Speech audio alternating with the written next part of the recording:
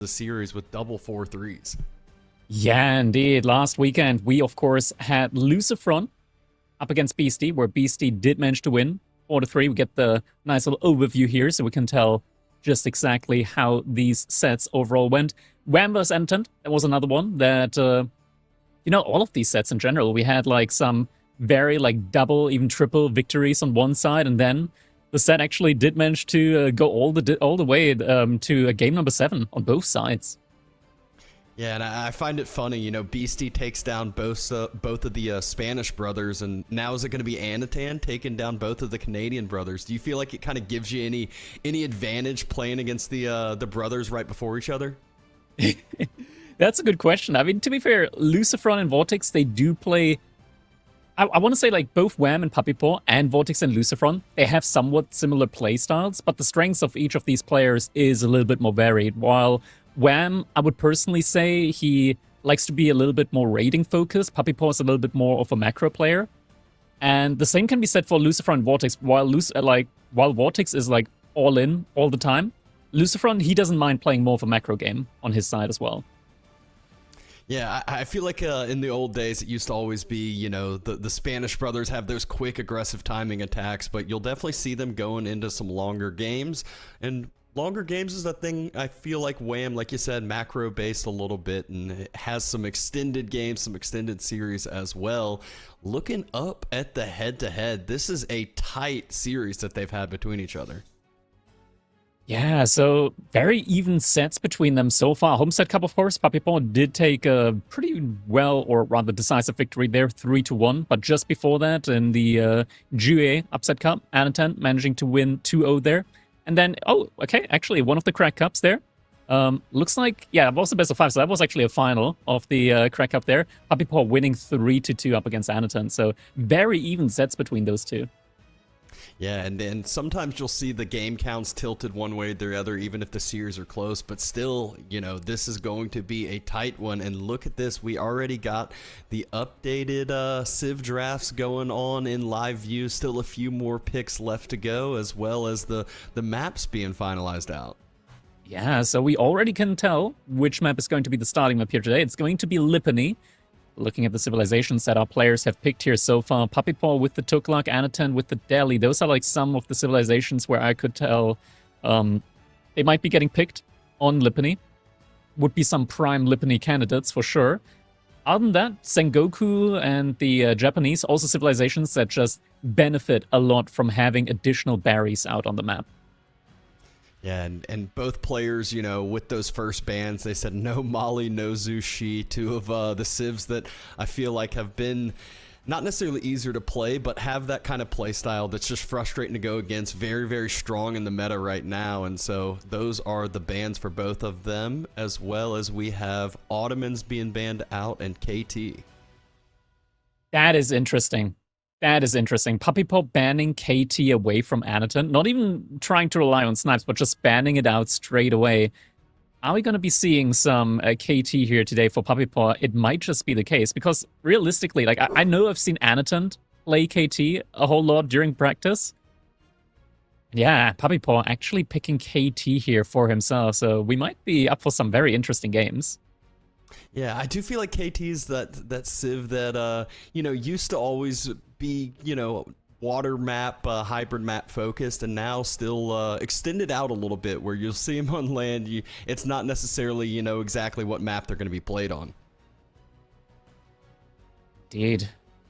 But now we do have the full draft here between those two players, and Anotand securing himself the Ottomans and the Chinese. Golden Horde, also some prime civilizations here on his side. Puppypaw, on the other hand side, when it comes to like top tier civilizations, having the Byzantines, the Macedonians, and French on his side.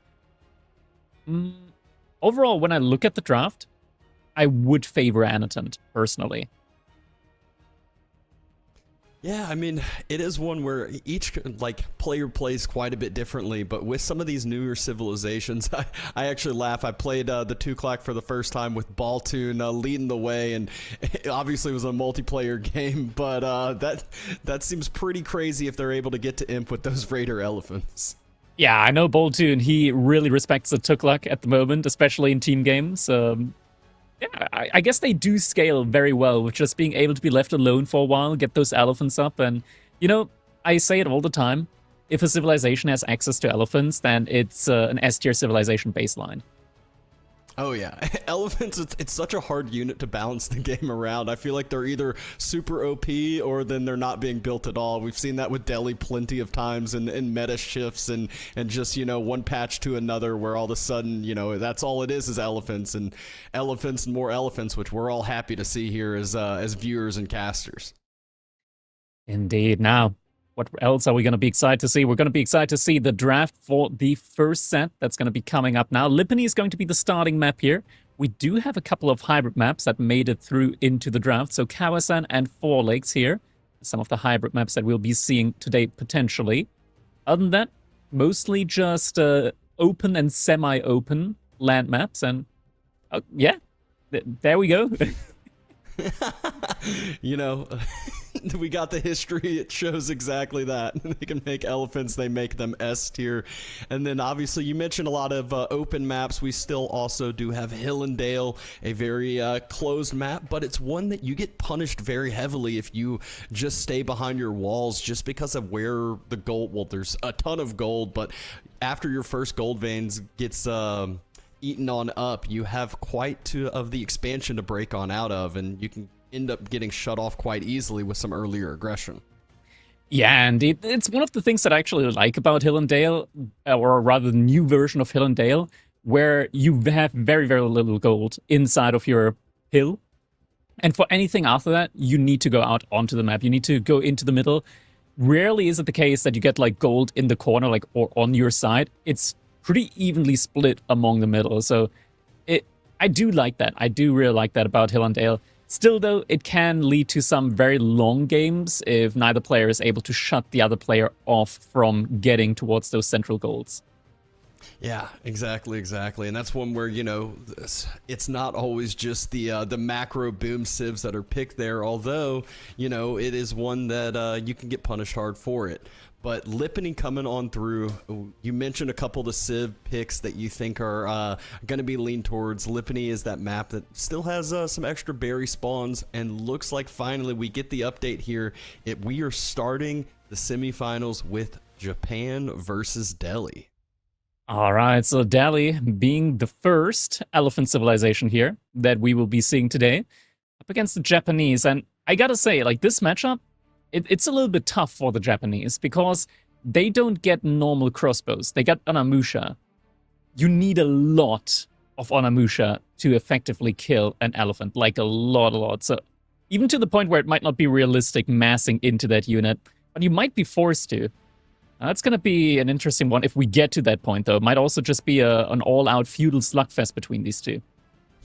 We've seen that plenty of times with Delhi. You know, everyone loves those Ghazi Raiders. They're just that unit that they don't feel too different to horsemen on the outside, but when you're playing them and playing against them, you actually see just how strong the Ghazi Raiders can be. Yeah, indeed, Ghazi Raiders.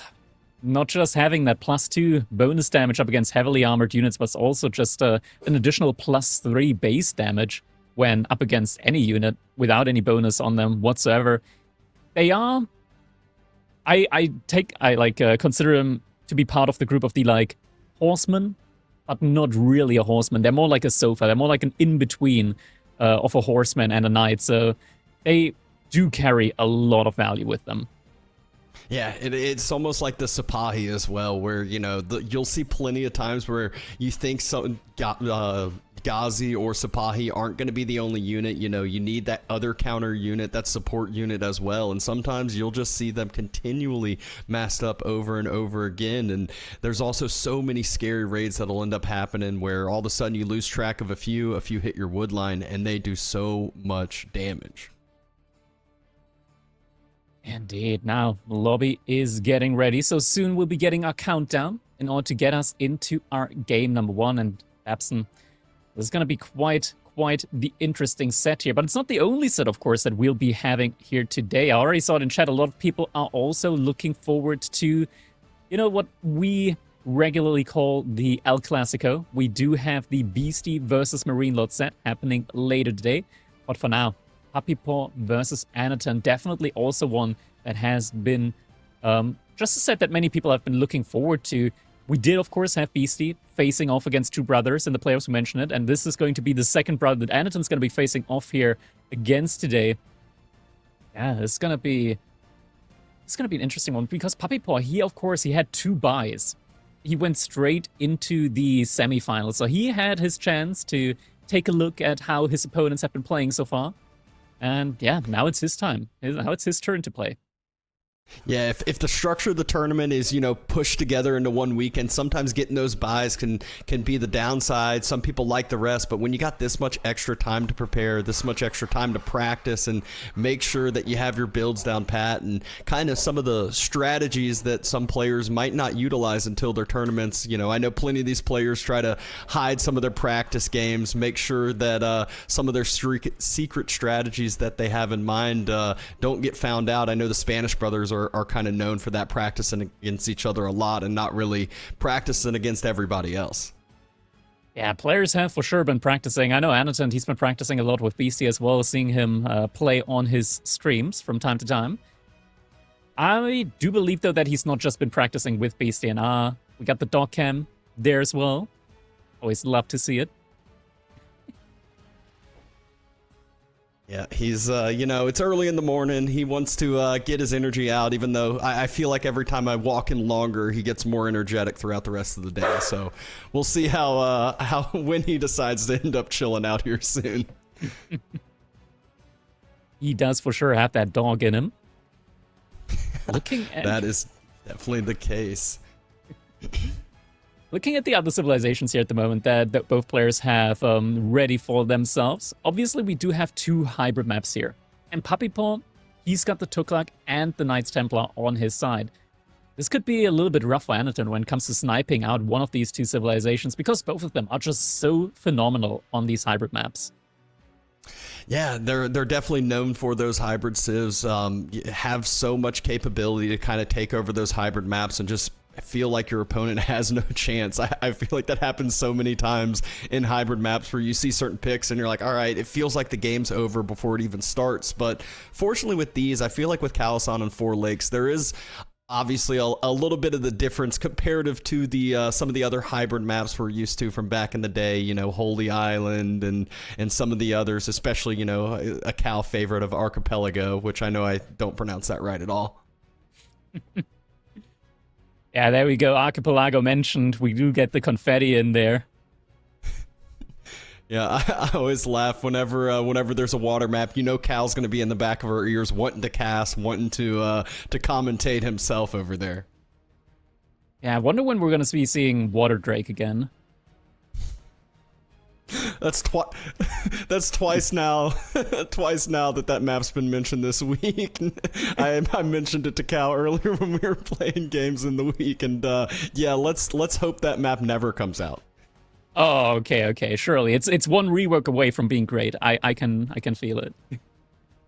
One rework. Yeah. We'll go with that. And by one rework, I think you mean make it a whole different map. That's another option. That's another option entirely, of course. All right, just less than 1 minute away now from being able to jump into our first game. This is a best of 7. We did have best of 7s as well during the last weekend, but yeah, we're past the best of 5 stage now for certain, and that means that we're now also at a point where players can also, or rather need to think a little bit about their strategy when it comes to the Civ picks, at least a lot more when it comes to the Civ drafting, where that becomes a lot more important. Sometimes you, of course, have those situations where you might want to be able or might want to be in a position where you can pick an objectively weaker Civ into a stronger civilization. And if you're able to win games like that, you're going to be setting yourself up for great success down the line, as you're going to then have stronger civilizations available to yourself. But enough of that. It is time, ladies and gentlemen. We're about to be jumping into our first game of the day. And here we go, everybody. It is Lipany, and we're watching VES Anotand in the color yellow playing as the Delhi Sultanate. His opponent, none other than Puppypaw, the color red, playing as the Japanese. And what is this opening here from Anotand? Do we have no mosque opening from him, or is he... Okay, never mind. He's building it right now. I was a little bit worried there for a second. Typically, the mosque is one of those buildings that you want to be rushing up as soon as possible with the Delhi, but you know, a clever architect like Anotand, he first want to get a good look in at his base and then decide on where would be the most optimal spot for that moss to be placed on. Yeah, you got to get those technologies going a little bit quicker, although, you know, he's playing against a person that I still remember from back in the day, forgot his technologies, and still ended up winning with the Delhi Sultanate. So, you know, it's one of these that can go back and forth, but you can already see Wheelbarrow, most key upgrade for all of these players queued up already, and efficient production as well. Getting those free upgrades in nice and early. Of course, being a very nice boon here to the Delhi. And look at that. Anotand, he did expect a potential Dark Age rush from his opponent. So did manage to put up a couple of walls early on. Didn't get confirmation on the barracks yet, so he's going to be finishing up those walls. But alas, Puppypaw, he did not decide to go for the Dark Age rush. So already just getting a little bit of value out of Anotand for, well, no investment at all. Yeah, it's one of those that you have to respect it. If you don't immediately go scout it on out, dropping those walls will be great, but also you follow that up, and did you look at Anotand's side? He is so well protected with those walls. He can drop like the shortest wall on the back left side where Puppypaw just ran through, and his whole base is seemingly protected, although not a lot of valuable resources on the back side. Really needs to have the east side more protected, but still allows him an easy spot to focus in on, and a lot of, you know, no secret raids from the backside coming early on in. Yeah, that is true, 100%. But, oh, look at that. We're getting a Coca Township in from Puppypaw early on here. And suddenly, just like that, those early walls from Anotand, they're not going to be all that protective anymore, considering that these Shinobis, they can jump right on over them. Indeed, jump right on over, but then, you know, they're going to be stuck behind those walls for a little bit of time, so as long as Anotand can get some correct units to deal with those Shinobi, shouldn't be that difficult. I feel like whenever I see the Coca, it seems so scary early on, and then a little bit of time goes by, and you're like, okay, now it feels like it's just kind of a, not necessarily worthless landmark, but close to it. Yeah, I wonder if maybe there could be like an argument made for giving barracks the ability to produce Shinobi as well, or something like that. Just to, like, have a means of scaling the production. Although, then again, like, do you really want to mass Shinobi? I guess there could be, like, an argument made to have it as a raiding unit at later stages into the game, but I guess early on, it's just a little nice to have unit to try and get, like, 1 or 2 villager kills early on. Yeah, and I mean, that's kind of one of those, it seems nice, it, you know, it seems effective, but we all know what he is giving up by going to Coca Township. There's a lot of, you know, free food farms that spawn, which, you know, as Japan starts to scale and get their TC upgrades, just becomes more and more effective. But Lipany, the map, you can see where his food sources are quite close. Shouldn't be too difficult to protect once those Ghazi start flowing on out. Yeah. There it is, age up has been completed for Puppypaw. First free Shinobi, immediately going to be in queue. Anotand is going to be aging up with the Dome of the Faith on his side. We have been seeing a lot more play when it comes to Tower of Victory recently, with the added change of the Tower of Victory now also functioning as a blacksmith. But in this matchup, Anotand deciding to age up with the Dome of the Faith here on his side. We'll immediately be getting some additional scholars in queue here, as well as all of those free upgrades, of course. Yeah, do you feel like this is one where he saw his, you know, protected base, he walled up the gold and says, oh, you know what, this shouldn't be too difficult for me to just, you know, have some more on the gold, this safe gold that he invested into, making sure he can pump that scholar production and try to get up to castle to match that, you know, scary Japanese castle like we see so often. Maybe, but he still has to react to those Shinobis, and there is going to be that stable play now, coming in from Anotand. When you go for the Ghazi Raiders up against Shinobi, you do, of course, have that ability of pulling the Ghazi Raider back again and just heal him back up, because Shinobis do actually trade very nicely up against the Ghazi Raider. There it is. Shinobi is going to be jumping over that wall. And, oh, are we going to be seeing a little grenade throw here? There it is. And that is going to be pausing that upgrade. Oh my god, that is actually value. Delaying Sanctity here by at least 30 seconds. Okay, that's good. That's good value right there. Yeah, also getting a little bit of idle time, pushing the villagers off the berries since they exhausted those closer berries, but now has that Ghazi to worry about, has the second Shinobi that just blinked on over. They do a ton of damage, so not only will this be slowing down the Sanctity from the mosque destruction, but also forces the Scholar to jump out of the Dome of the Faith, start to heal up those units. Doesn't seem like much, but it's all these little things that really start to add up longer and longer. There's so many times with RTS games where just a few seconds can be the difference. And now Puppypaw hiding those Shinobi on that little cliff inside of Anotand's base. Getting a little gate now into that wall segment for Anotand, so he's going to be able to send his knights outside. And are we going to be getting confirmation whether the units can actually path over there? Okay, there is a second hole on that side next to the tree line.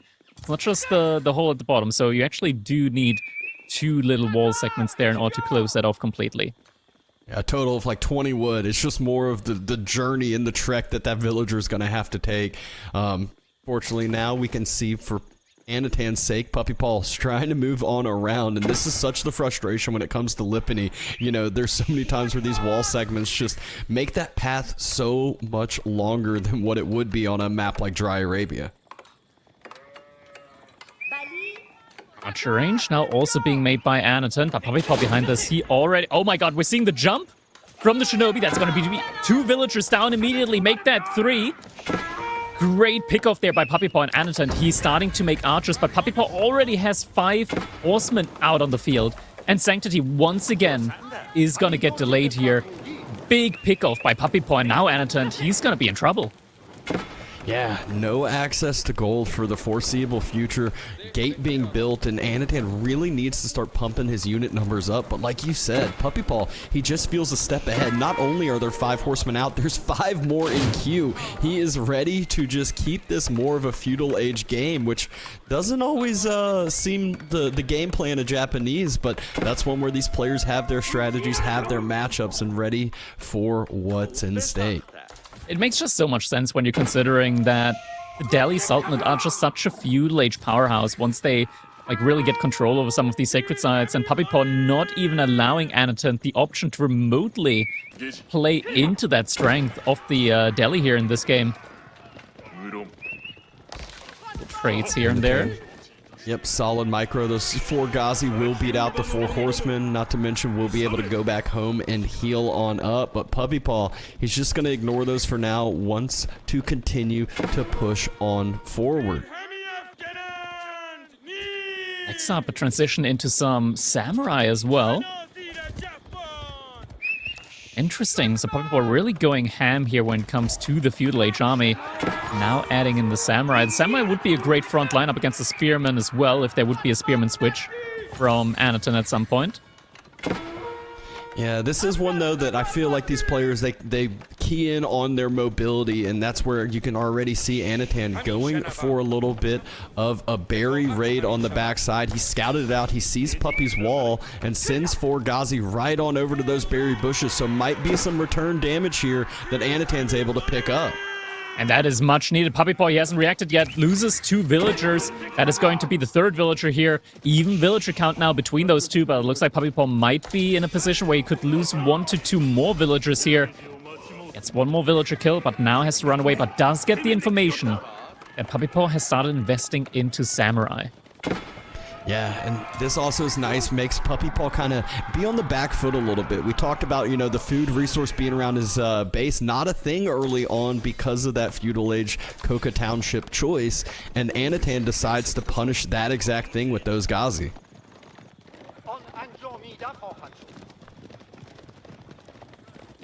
Exactly. Anotand, he's still amassing up the archers and the Ghazi raiders. We do have the most important first blacksmith upgrade in for Anotand, the +1 pierce damage on his side.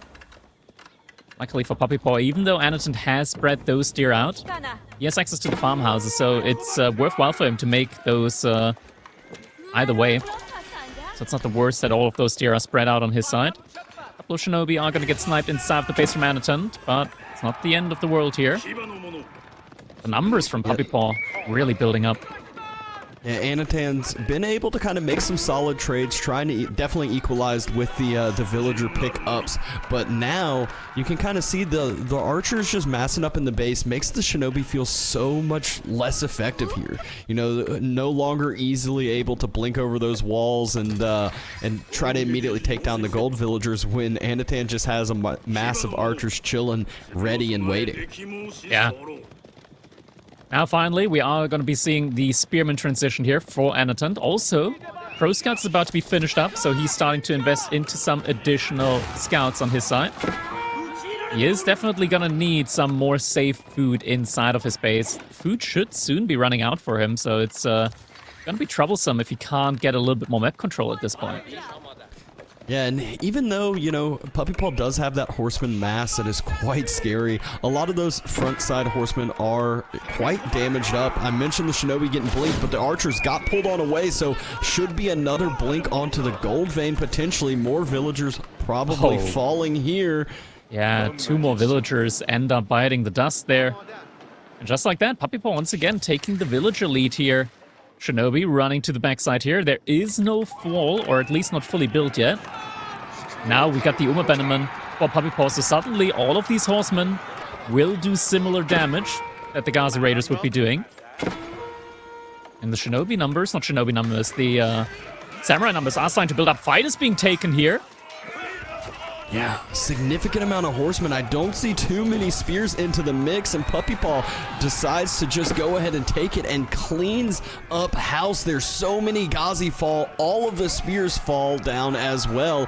Anotand, even though the numbers seem okay, there's so many archers, and Puppypaw has so many units that are solid against that archer mass.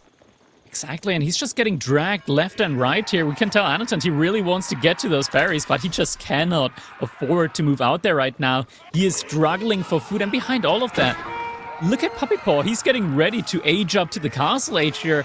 Anotand, he's just getting bullied right now in this match. Yeah, and struggling for food just means there's only really going to be archers made, which we just talked about it. You know, Puppypaw making all the units to deal with archers very, very easily, and now cutting that production, and soon we will see some mounted samurais, which those archers aren't going to do a thing to.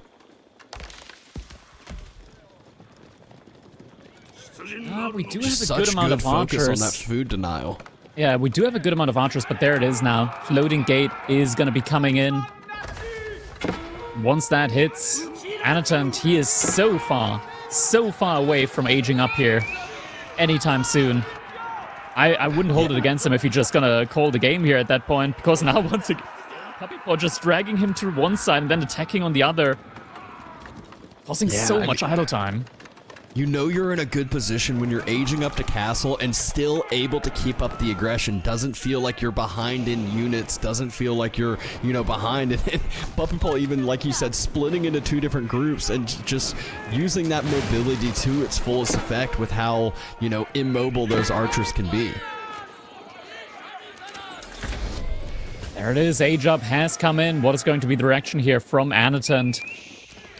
It's not really in a position to really move out after all the trades that he's been taken. Looking at the destruction value, it is actually slightly in the lead for Anotand, but so many villagers did go down in between. There was also a bunch of idle time on the TC from Anotand, so that lead actually got extended a good bit. I guess that's the cause just from not having any food access inside of his base. And now, Shinto priests going to be moving out onto the map to secure those relics behind this. Veterancy on the horseman, veterancy on the shinobi has been complete as well, so that's going to be a lot more armor now. And Puppypaw, he's free to move out onto the map and secure all of those berries with that insane food gather speed from the Japanese.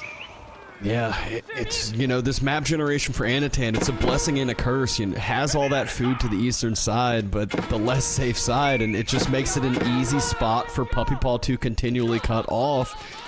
Still keeping up that aggression. Last few shinobi will probably fall here, but on the other side, we have another attack on top of the deer dropped off at the town center. And Puppypaw just taking up that town center fire, not worrying about it at all. More idle time, more food that just is not being gathered for Anotand. Anotand is hunkering down on his army composition. More spearmen, more Ghazi Raiders, more archers. And Gaza Raiders, of course, they are the one unit that Anotand can make here that still has or retains a little bonus up against those samurai. We can tell, actually, they do a pretty decent job, even an age behind, up against them.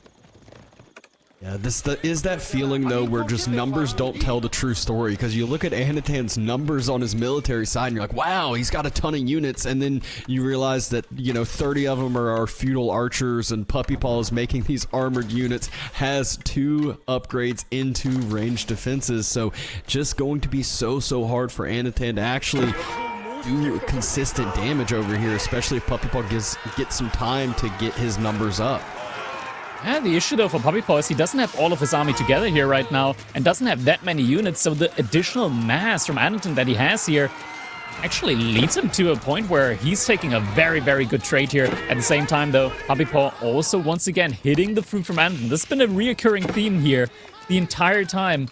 Anotand just getting pulled apart on the sides and always needing to run back home to deal with these raids, and actually, right now, not really dealing with them too well. A couple of additional villagers are going down. We do have textiles in for Anotand, which of course has been researched for free. A little bit of idle time now being caused. Anotand, he's not running back. He's relying solely on reinforcements to try and deal with those samurai inside of his base, alongside some of those scholars for healing.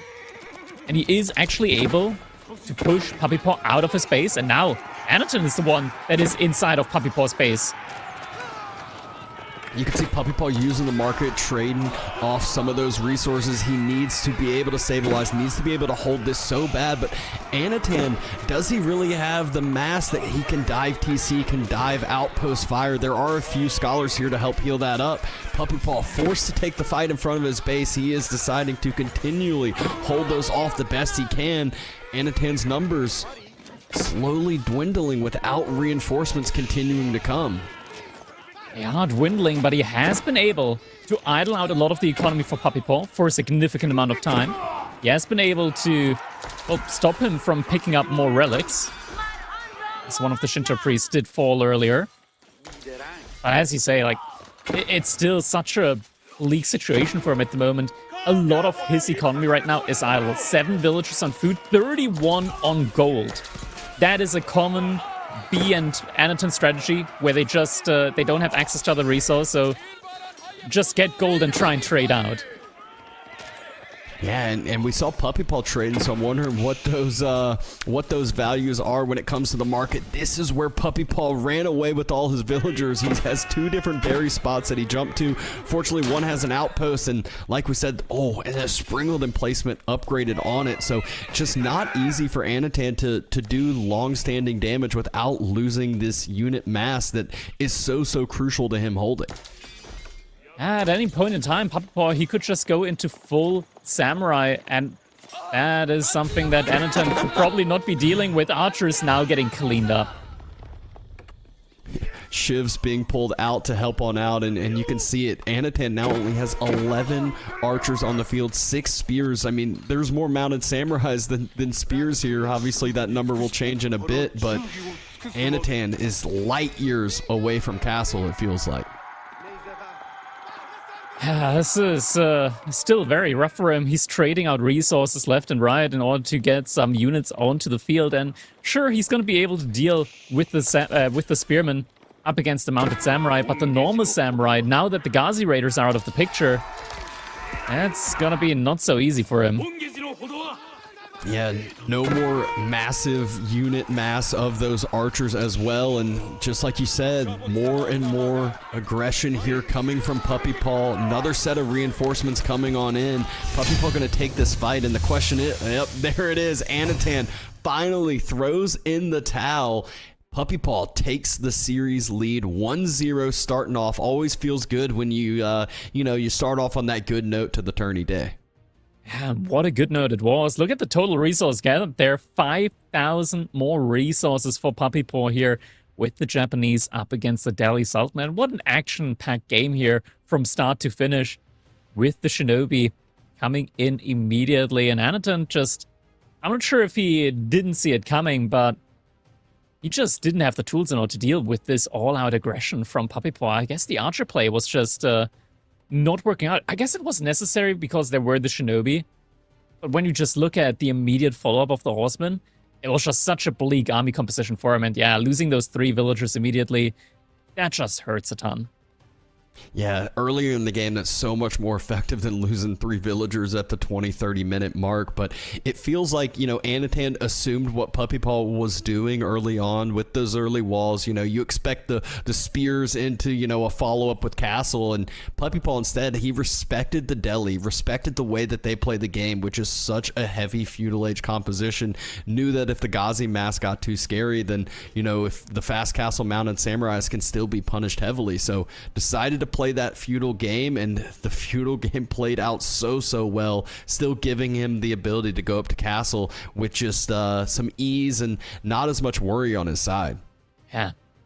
Next up, though, we are going to be moving over to Coastal Cliffs. We can already tell the draft here so far. It is going to be the French for Puppypaw up against the Golden Horde from Anotand. So we'll most likely see a good bit of feudal age fighting going on here between these two civilizations. Of course, the Golden Horde, they are a civilization that doesn't mind a long feudal age at all. They got such a great transition from feudal age to castle age while still just amassing an absolute ton of units. It's going to be interesting to see, as both these two civilizations typically, well, not when fighting each other, but when fighting other civilizations, they both love to go for archers and heavy cavalry. Yeah, and I mean, also, with French especially, you'll see them stick it out in feudal much longer when the opponent might be castle age, and they're able to do so because of that heavy cav, just like you were saying. Sniped out Ottomans, sniped out Macedonians on either side, and you can tell that Ottomans, Anotand it was known for that civilization, playing it for a while when no others wanted to, but Ottomans isn't just that civ that he's used to now. It's definitely one of the stronger ones in the meta people are afraid of as well. As you can see, he banned it out from Puppypaw. Yeah. Ottomans, I wonder if we're going to be getting to see them at all today. I feel like this is one of those that we might see the end of the day, and it's just like, yeah, they got sniped out 4 different times in the series that they got left open, and I wouldn't be too surprised to see that happen. But that also allows Anotand to kind of play around the maps even better, where he knows that he can kind of have one of these 2 stronger civs when it comes to a lot of these open maps, these aggressive maps. And Coastal Cliffs is just that, dry Arabia with a third of the map gone essentially. All right, time to jump into our second game here of the day. Puppypaw with the French up against Anotand, playing as the Golden Horde, and Puppypaw going to be moving out early with a lot of villagers and is going to be looking for those early deer. French love to do this at the moment just because Pro Scouts, it delays your other timings a lot. So just going for it right away, or rather just going for the deer right away, means that for some reason, if you aren't able to keep map control, you're still going to have a ton of sheep underneath your TC to fall back on. Yeah, it makes it just nice and easy. You also get to start rallying the sheep, go and take those deer early on, and it really doesn't delay up your feudal age timing, really, if you find those deer early. I remember B, back in the day, used to always be one of the ones that would take the deer early. Right when he found the first deer pack, he'd already have, 5-6 villagers running on out that way. With Coastal Cliffs, a little bit easier to find that first deer pack as well. So Puppypaw already got survival techniques, gonna have some lovely gathering there. And it's always interesting, especially in the Dark Age, when you go out on the deer early, it feels like you have no food, and then all of a sudden the 6 villagers drop off and you're like, oh, I can click up now. That's how it is with them. That is legitimately how it is with the Golden Horde. But of course, the first age up is going to be taking a little bit of time. It always feels like just the Dark Ages where Golden Horde is the most vulnerable. Mostly players tend to go for the OVO, though, rather than trying to harass them on gold. Yep, exactly here. And one thing on this map, as you can see, stone veins are not really in abundance like the other maps. Each side, I believe, has 2 somewhat safer ones, and then there's one contested in the middle. Look at the one all the way in the left corner for Anotand's side. It's literally, I don't even know if it... Yeah, I mean, it's also nice and safe, though, with this position, isn't it? I wonder if Puppypaw has even scouted that. Can we take a look at Puppypaw's line of sight? Has he spotted out that there is stone all the way in the corner? No, he doesn't know. It's too safe. It is too safe of a stone. But Anotand doing a little bit of deer pushing. He's waving him. Yeah, gonna probably. Paul was. Yeah, he was trying to smack the sheep, get a little bit of extra food near there that he can stay gathering on up. But good, solid job by Anotand to make that deer gathering just a little bit more annoying. Deer pushing, not quite the thing that it used to be, but still very effective. Still very easy to get that first jump, maybe second jump in as well. And there's a lot of additional gather time there for those villagers, a lot more walking time for them. Of course, the French should be a civilization that can easily afford wheelbarrow to help out a little bit with that. And considering that you already carry a lot of food from the deer, it's not the end of the world walking a couple steps more. Age-ups are going to be halfway completed this time. It's going to be the School of Cavalry and the Khan and Torguds for the Golden Horde. No surprises here. Probably the most common age-ups for these civilizations. I mean, not just probably. It's whenever are you going to see French aging up with the Chamber of Commerce? That maybe happens on Hill and Dale, but that's a unique scenario for sure. Yeah, if you can get the market spawn over more towards the middle in your corner on Hill and Dale, maybe. There was a time where some people tried to argue for it on Frisian marshes at times, but not really seeing that as much anymore too with the changes there. But School of Cav, not too long from finishing, will have those heavy Cav units starting to come out. You can already see Puppypaw's resources in the bank, has him perfectly ready to queue those up, and usually you'll also see French follow that up with a few extra of the eco upgrades since they are so cheap, easily to afford them without, idling out that School of Cav production. There it is, first age up has come in. Anotand immediately opting for the barracks. Definitely something that he will need, as that knight is going to be sure to be coming out from the French early on. Now immediately also be queuing up that Batu Khan. Probably some Torguds right after.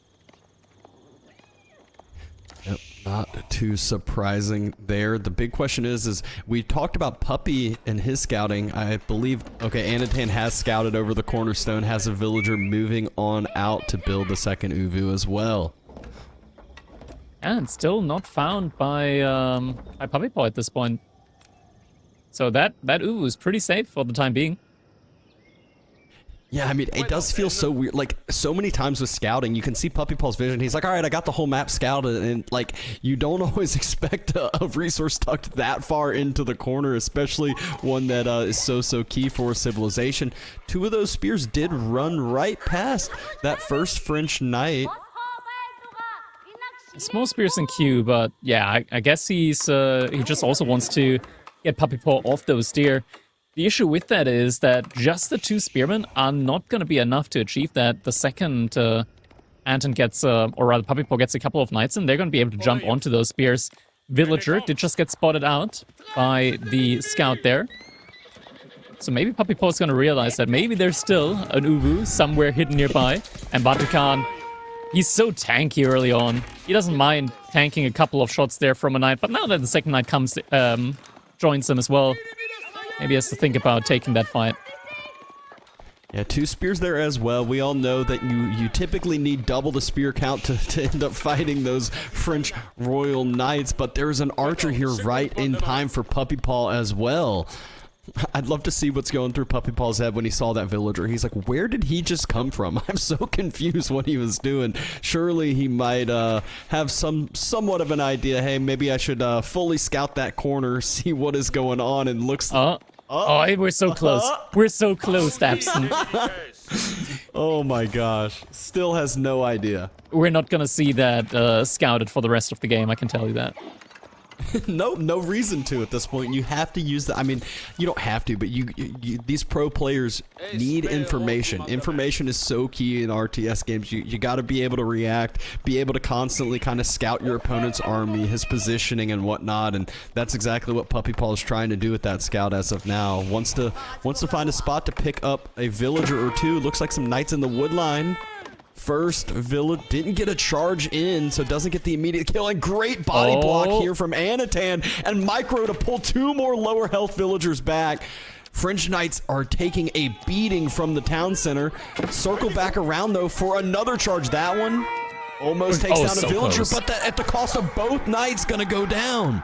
That is big. If he had managed to keep those Knights alive, Chivalry could have healed them back up. And that would have still been a lot of very low health villagers over on Anotand's side.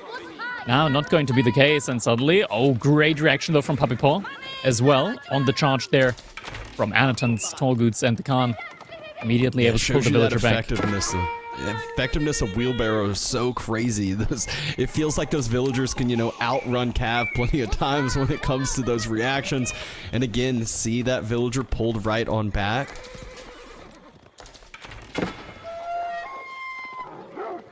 So Anotand has to be feeling pretty good about picking up, knowing that there's 2 less French Knights out onto the map, trying to get some return damage on the other side. Clearly knows, that archer play is happening. Puppypaw getting close to the time where you can start one-shotting spears.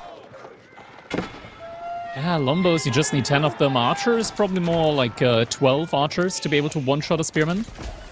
Puppypaw is getting close, as he said. Knight still won't be in a good position to take this fight. Is going to pull back in time. And Anotand, he's still just making spearmen. I feel like at some point, maybe Kashix could also be a choice for him. And Puppypaw going on to the boar here. But, villagers being left alone as the Knights go to try and... Oh my god, okay, villager goes down. Puppypaw getting distracted inside of his base as there's gonna be some attack happening on the deer from the looks of it, and the gold. Yeah, it's just one of those that, and not only that, sends all of the Knights back to deal with that raid from Anotand, and Anotand just runs on away. Might not have the knowledge that, a Vil went down on the boar, but it's crazy to see French dead even in the villager count here, with their little bit of some faster production speed and, attempted raids that you usually see them kind of nickel and diming your opponent until all of a sudden it's a massive villager lead. Yeah. Now, granted, Anotand with the Golden Horde also gets a small bump when it comes to the villager production speed. But of course, not being able to quite catch up to the French one. Looks like the Scout is not going to get taken down. Barely survives with a sliver of health left. But still, Anotand, right now, he doesn't have an answer to the army composition here from Puppypaw at all. We're seeing some Crash coming in. That's going to be bolstering the Torgut at least a lot more, but the Spearman, not so much. Yeah, it's one, like you said, expect some Keshix to be coming on out, but hasn't yet decided to do so. I will say the Golden Horde, it typically, as the game continues to go on with these fortified outposts, it's that situation where all of a sudden it's going to be close to impossible for Puppypaw to try to sneak in some raids just because of the condensed map and the amount of vision that those provide. Well, still investing heavily into Knights. We're now also starting to see some Blacksmith upgrades coming in. The +1 pierce damage. Soon to be completely researched there. Also just splitting up the army here. 1 Scout, 1 Knight again. Out and about on the prowl. Looking for potential damaging opportunities. And with 8 villagers on gold. Feels like a Castle Age transition is imminent. Or at least he tries to go for it. Archer's going to be able to find some pickoffs there. Yeah, 4 spears get a little bit too out of position there. Will lose all of those, and this is going to be scary. Like you said, Anotand was thinking about Castle. With another drop-off of those 8 villagers, would have enough for it, but immediately has to spend those resources. Gets a brace in on the Knight. Another Knight picked up. A few more spears do fall down, but maybe Castle delayed, feeling like the pressure is coming. And speaking of pressure, the Boar villagers have a charge go in, but not quite any Vils that go down. Exile's definitely a worthwhile investment at this point. And now we're also seeing the first stockyard come in for Anotand. Get a little bit of that continuous food income. In safely next to his town center. Knight's still looking for raids alongside the archers, and it's not an army that Anotand can really fight at the moment, but we're finally seeing the first batch of Keshix in queue now for Anotand. That is going to be the unit that can bring him back into this game. Still raids going on here at the moment. Looks like that villager did go for an extra lap, and that might cost him dearly. Actually, I might barely able to escape there as well. But fight. Almost being taken here. Pathing in the game could be so frustrating. And speaking of pathing, Puppypaw constantly bouncing in between on that wood line. You know, yeah, it has been taking a little bit of damage from the fortified outpost from the TC, and Anotand feels like he needs to make sure these villagers don't go down. So taking the fight under the fortified outpost, sends the spears on forward. Is this going to be enough to hold? Those French knights are just so tanky. That might just be the end of it. This is going to be a fortified outpost going down.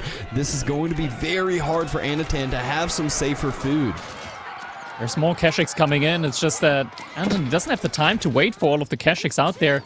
Did pull the remaining spearmen inside of his base now to try and hold this position.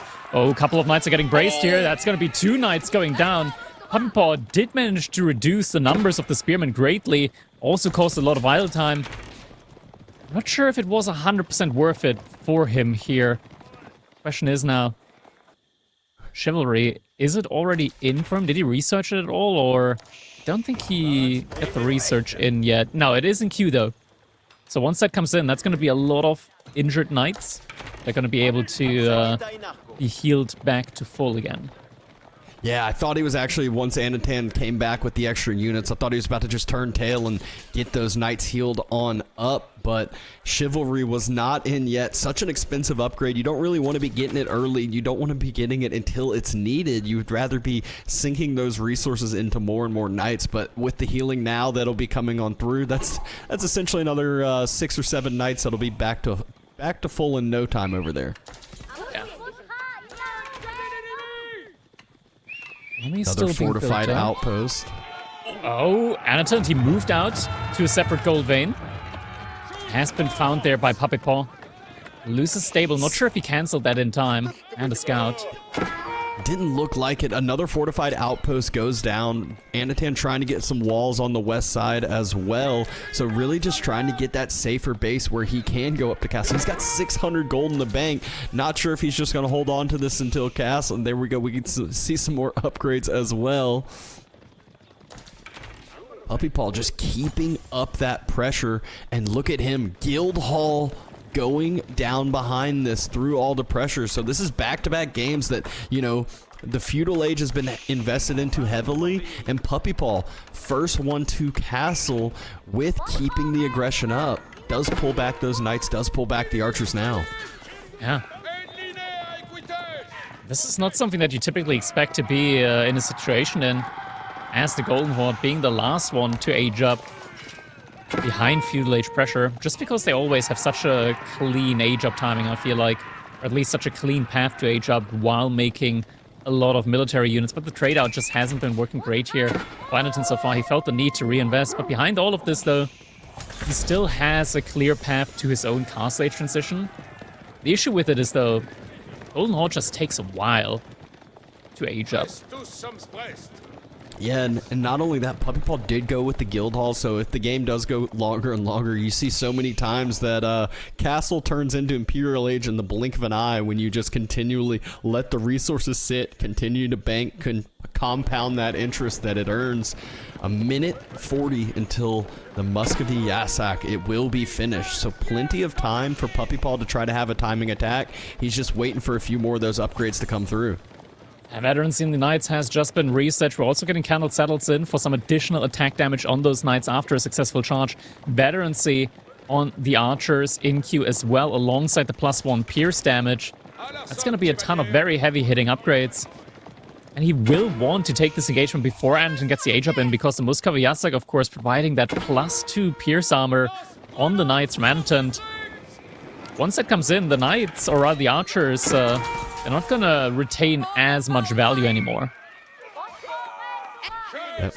Anotand denied from the boar up front and forward. A fortified outpost getting taken down, so a lot of vision denial here that will be on that northern side. But with the walls down, Anotand really knows that there's not a ton of places that Puppypaw can attack from now other than up front and forward. There's still another fortified outpost in the wood line as well, so plenty of safe spots, plenty of garrison spots for Anotand's villagers. Anotand, he has to make way while Puppypaw's army is in front of his base. Another fortified outpost is going to get taken down. The real question is, though, what can he really throw in Puppypaw's way once his own age up comes through? There's not too many knights on Anotand's side. He's got a lot of spearmen. I feel like with this added army composition here, Puppypaw is going to be in a much better spot. Garrison's coming in inside of the TC. Age up, now finishing up as well. Here's armor level 2 finishes up for Puppypaw right as he's taking this dive. You know, you can see the timing, you can see the planning of this. His knights are just barely getting tickled by that TC fire, but Anotand, he knows he has to wait to take the fight. It's just a little bit longer. We're now also seeing Arbaletria in queue for Puppypaw. Alongside even more knights, and is this the moment now where Puppypaw decides to take an engagement? Upgrades aren't all in yet for Anotand. Puppypaw has the archers in position. Oh my gosh, villagers on the gold. Puppypaw, he decides to do a little bit of the burning instead of trying to dive that, but this is such a key timing. He is about to force Anotand to take this fight if he decides to dive, but might just pull back away. Plenty of arrow fire coming on in. Again, this is another game where Anotand is just in a chokehold. There's not a lot of room for him to spread out, not a lot of places that he can gather safely. Yeah, and a lot of villagers, not villagers, but a lot of spearmen did just get taken down in that last little altercation between the two. Puppypaw barely lost any knights on his side. We're now at the point where Puppypaw has more knights than Anotand has spears. That is never a spot you want to be in. Puppypaw also taking down all of those fortified outposts, so less garrison spots, less vision, and he actually is the one dropping an outpost up front and forward, so we'll be able to start getting that himself. Stockyards being idled out. Puppypaw just burning down the main TC, making sure those 12 villagers aren't able to gather from food because he knows he's denying the food on the front side of Anotand's base. A dive going in. Knights just doing a great job of just soaking up that front line, allowing the archers to continue to thin out that spear mass. Every time they turn, 1-2 spears fall, and it really just, as you said, has impacted this where Puppypaw now has double the knights that Anotand has spears. And the food income is also just so low at the moment for Anotand. All of the idling here has really paid off for Puppypaw in this game. Keshik is going to find a small little raid here on the gold vein from Puppypaw. He does notice though and is going to be able to pull those villagers back. Not too many lost there at that point in time. Yeah, just no food income at all right now for Anotand. He is struggling to produce more units at this point in time. Meanwhile, Puppypaw just pumping out more and more knights. Yeah, it's one of those that, you know, walls feel great because you're like, oh, now my base is protected, but walls don't feel great when all of the food that you need is on the front side and then your TC is getting dove upon where all your stockyards are. So just no food income for a while for Anotand and really starting to impact these military numbers to go along with the trades that Puppypaw's been taking. Very, very clean game so far for Puppypaw, even though obviously a lot of fighting on either side.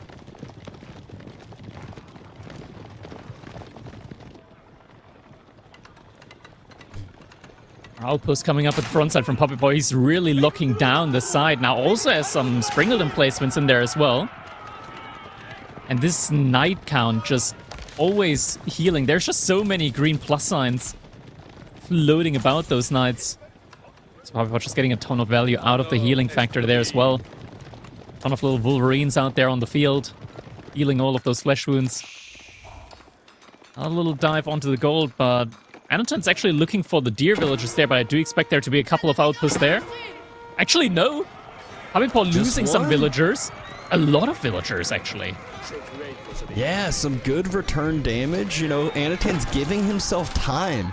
And time is, you know, so scary, but also time is making that guild hall start to build further and further and further. So I'm sure there's 1,000+ resources sitting in there. Defensive keep to reduce the cost of units even further for him. That hurts so much when you see it as Anotand. And that's so much food already. inside of the guild hall. Yeah, I mean, Puppypaw, he is soon in a position where he can just age up to the Imperial Age, and with just 2 sacred sites on this map, it doesn't take a lot to lock those down as the French. Yeah, Puppypaw deciding to drop a second TC near those deer, near that spot that Anotand decided to dive with the 1 outpost, but villager number overall basically even. Just military numbers is getting scarier and scarier and scarier. Anotand just does not have a true answer for the mass that Puppypaw has. Yeah, 20 crossbows sound great, but not when there's 34 French Royal Knights. Good amount of Royal Knights to have for sure. And with that, he's also in a position to easily split them up 4-1 here between the little raiding forces that Anotand has. Anotand now switching over into horsemen, mass horsemen crossbows on his side. Doesn't feel like it's going to be good enough because Puppypaw, he can just frontline with the knights and doesn't actually need to fear the horsemen in that regard at all. So army composition-wise, he's going to be struggling. Puppypaw just adds in a second TC. This guy, he's vibing right now. There's just nothing that can deter him from potentially winning this game. Just looking at the army value almost being 3-1. Yeah, and the thing about ARBs too, it seems like horsemen counter them, but it's also one that ARBs get that extra melee armor upgrade, which I believe Puppypaw just clicked up a little bit ago, and so it just takes more time than expected. Another decent return raid here from Anotand, though. No reaction yet from Puppypaw. Sends a few knights that way, so we'll be able to take those units down.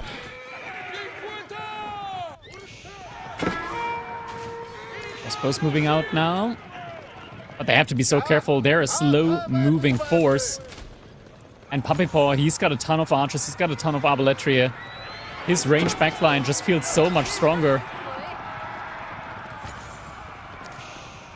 The army overall just feels so much stronger. It feels like it is about to be that trigger timing for Puppypaw to click up to Imperial with this mass again as well. He's got 2,800 food, 1,200 gold. Red Palace is on the way. Villagers moving forward. Okay, it's on the sacred side. Honestly, I could have expected him to just build it inside the TC range from Anotand. Yeah, he does have quite the protected front side of the base, and by front side of the base, I mean in front of Anotand's base. He's got triple fortified outposts with sprinkled emplacements and all those, grabbing up some of the relics now from the far side, so we'll get that passive gold income. Puppypaw just in full control. He is vibing right now. Gold also not really something that Anotand has too much of at the moment. Only 2 villagers on gold at the moment. Most of it is on food and wood for him. And he does have more food income than Puppypaw. Puppypaw, of course, having that guild hall behind all of his economy. He now is the one that's able to go up to the Imperial Age first. Archers cause a little bit of damage there inside of Anotand's base. Actually, Anotand lost a couple more villagers here throughout this. That palace does get spotted out. It's got to be so demoralizing to see. You have that little, like, you know, just a little bit of vision of it, and you're like, oh my gosh, he's Imperial Age, and he has that many units out on the field already. Elite upgrades are quite expensive. Puppypaw has enough to click one of those. I'm sure Elite Knights probably going to be the choice for him here soon. Sure, I think like archers are typically the safe bet to upgrade first, but no, you're right actually. He's going for the Knight one first. I think archers, just because you never know if you're able to sustain gold, but then again, Puppypaw, he's got the Red Palace on gold. He knows that he's going to be able to sustain gold for quite a while. Yeah, and having 37 knights upgraded just feels so much better than, 23 archers. You know, obviously, like you said, it's easy to make sure you can continually produce those, but just with what he has on the field, to feel like it's a more effective of an upgrade. Fortified outpost being focused down. Anotand needing to defend this location. Deletes his wall. He is going all in now before the elite upgrades come on through for Puppypaw. And Puppypaw going to end up taking this fight here soon, I believe. Or baiting back into the sprinkled outpost as well. Puppypaw just so good about making sure the trades are going to be even more effective for himself.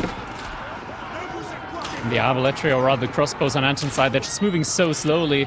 And now this is the moment where the upgrades do come in for Puppypaw. Anotand does not want to fight anymore. any means. Has a Treb coming out, needing to start to take down this fortified outpost location that Puppypaw went into, but Knights, they're just being that front line. They're so tanky, even though there's a good amount of crossbows for Anotand. It just feels like every time he turns to shoot, the ranged mass from Puppypaw's side just takes a little bit better trades. Although Anotand's mass, he's up at 107 military. This is nothing to slouch out about. Definitely not. And behind this, of course, Anotand also having some of these unique Golden Horde abilities, like the Batukan with the debuff arrow on him, and potentially the ability from the fortified outpost to speed up his army. So could make up for some of the attack advantages that Puppypaw has at this point. Still, it doesn't look too good for him. It does still not look very good for him. Now has to move out to the gold in the middle. That's the last gold that Anotand realistically can have access to in this game.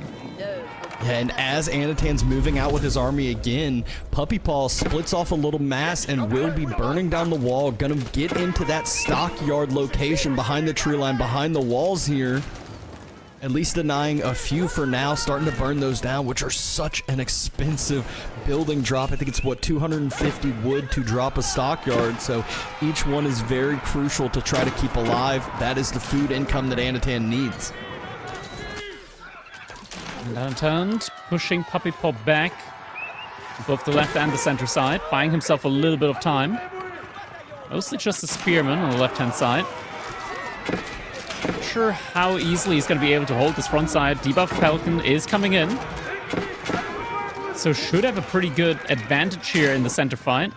It is trading favorable, but lose all the village. Oh god, that hurts. That is so bad, losing those builds. Gold villagers get taken down. There's also raids on the other side, and this fight's being taken on triple fortified outposts. Anotand throws in the towel again after that back and forth. Much closer overall resource gathered for that 30-minute games than what it seemed like. Anotand did a good job of, trying to stay in it, but Puppypaw ultimately just an age ahead, extra TC behind him. He had time on his side.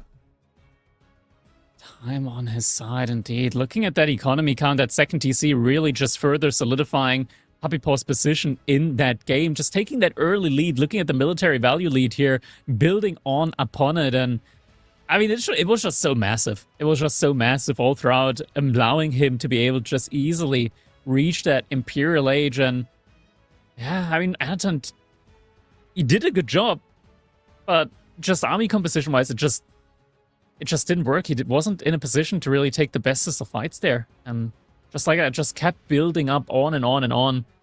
Those archers and the kiting from Puppypaw just being too great there for Anotand to handle. Yeah, not to mention, when you have those two cav civs that like to go into each other, getting forward map control, getting vision as well, like Puppypaw had early on and throughout that mid game, just made it to where his trades, he was just constantly kind of outmaneuvering Anotand. Maneuverability here. Look at the upcoming game. We talked about didn't think Ottomans were going to end up being allowed at all, but we do see the snipe out. Rus was the one that gets sniped, as well as House of Lancaster. So we'll see Macedonians versus Ottomans there for game number 3 on Gorge. That's interesting. I did not expect House of Lancaster getting sniped out there, especially considering that Anotand had both Rus and the Ottomans available to him. I don't know about you, but I feel like both Rus and Ottomans deal very nicely with the House of Lancaster. I guess maybe Ottomans could find themselves to be struggling a little bit against them. Yeah, I mean, I feel like House of Lancaster is just that civ that, again, it's a pretty volatile one early on, and I guess Anotand just feels a little bit more comfortable in the matchup going up against Macedonian, so we'll see what's in store here. Gorge is that map that, early on feels like you're fine with your resources under your base, but then you really have to start expanding out to those outer sides of the map, and that's really when you can get taken advantage of, especially by a quick unit such as Sipahi. Sipahi can make all the difference there for sure. Wondering though, I guess Sipahi do work quite well when you're up against the Macedonians in feudal age, when they're pumping out those horsemen, even when they have the Hippodrome horsemen, just having the stronger horsemen on your side with the Sipahi still, and also the healing. double imams, Vizier Point. It's just not something that the Macedonians have access to, that feudal age healing. That can make all the difference if both players start to commit to a feudal age heavy game. Yeah, and there's so many times where Sipahi, it seems like the numbers are even, and all of a sudden it's just with that little bit of extra attack range, they're getting so much more effective damage over the course of fights. I feel like pathing, especially for like regular horsemen, has always been like the problem with AoE4, where they feel just clunky a little bit, but Sipahi, just with that little bit of extra range, makes them so much easier to utilize. Yeah, those fights are easily taken when you can move the Sipahi to the back line, when you have some spearmen or just any other kind of front line in there as well. Just not having to worry about those pathing issues that you do have to worry about when you're playing with other unit compositions. Now, Puppypaw 2-0 on the scoreboard. Can Anotand make a return here? Find out as we're jumping into game number 3 with Puppypaw playing as the Macedonian dynasty here on Gorge in the color red. His opponent in the color yellow, Anotand, playing as the Ottomans and opening us up here with an early military school, of course. Yeah, I mean, I feel like that's one of those that Anotand, there was a while where he just ignored the military schools and just said, hey, I'm going to use, you know, the cheaper production buildings, things of that sort. But I feel like getting it dropped early, you know you're going to need units throughout the game. It's just nice to end up having that production start early, even if it's just to, you know, send a spear out and make sure those deer are all killed and not lamed by your opponent like we see sometimes. Yeah. Also, just getting the military school in early means that it's going to be paid off fully by the time you actually hit feudal age with those three free spearmen, which you kind of do want anyways, considering that your opponent does immediately age up with a stable. Scout villagers now moving out to gold here for Anotand. Puppypaw on his side, it of course open up with that Varangian war camp, so that's like one of the main strengths for the Macedonians, I guess. Just being able to trade out units and generate free units through war camp. One of their, well, they don't get any eco benefit, so they gotta get every little bit for military, I guess. I mean, silver's kind of an eco benefit, right? It is. You know, it is. It's a blacksmith eco. Until you get to Imperial Age, then it's like a little bit of everything. But until then, it's just blacksmith upgrades.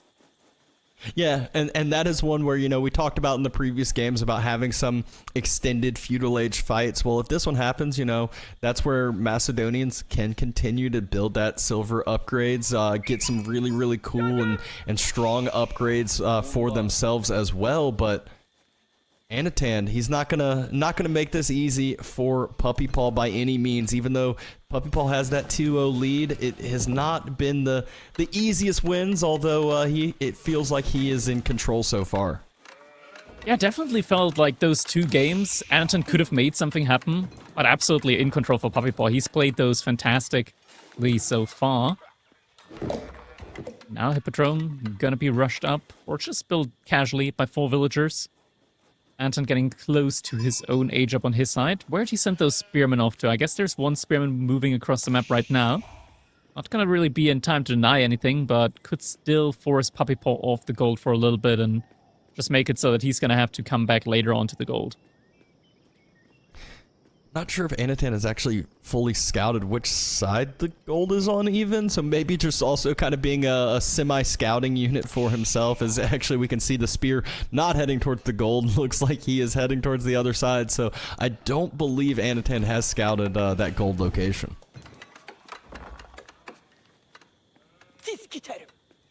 Early mill coming in as well, so Puppypaw could be looking for some early economy upgrades on his side.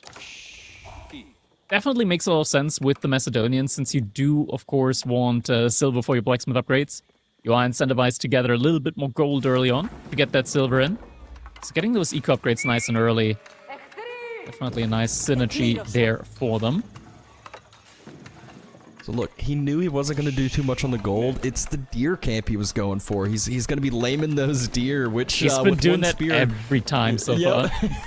It's just so frustrating too when you end up seeing it. You're like, oh, I'm going to go move out to, you know, this great food location, and then all of a sudden you look and you're like, oh my gosh, they're miles away from each other. This seems miserable.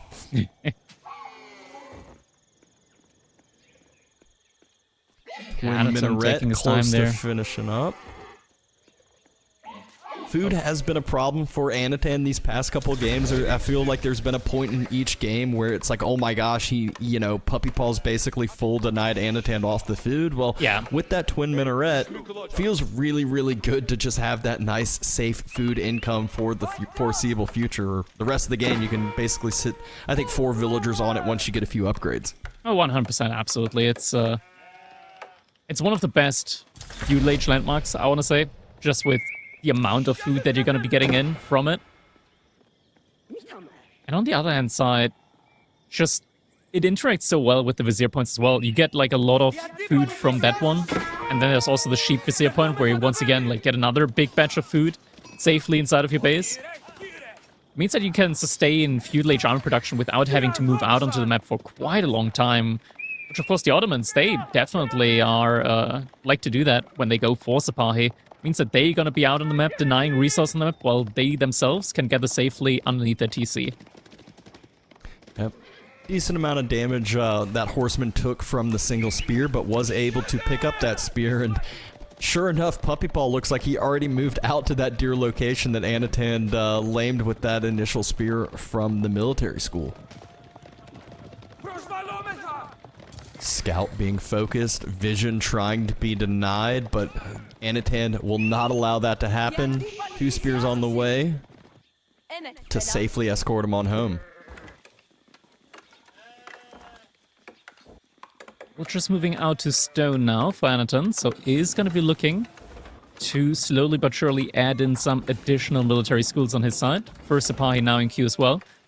Puppypaw, he did add a couple of horsemen, no more in queue for the time being. 7 villagers on wood though. So could be that he's just looking forward to... Oh, are we getting a villager kill in? We're getting a villager kill in. Healing. Not enough. 2 villagers go down again. Early on here in the game, Puppypaw, those pickoffs, every time they do build up.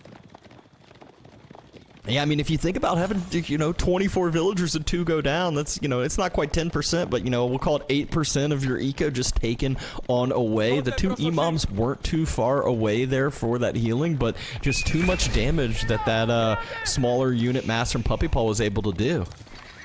Yeah. Okay, Puppypaw is reinvesting still into some more horsemen. But I wonder, with the additional wood that he's been gathering, is there a Varangian stronghold inside of his base now for maybe some spearmen and or archers on his side? Let's pick up on the scout. I makes it out though, and yeah, there is a stronghold, and archers now in queue for Anotand, for Puppypaw. Yeah, so splitting up that unit composition a little bit. Anotand is not on that Sipahi mass like we expected. It is just spears and spears and more spears as of now.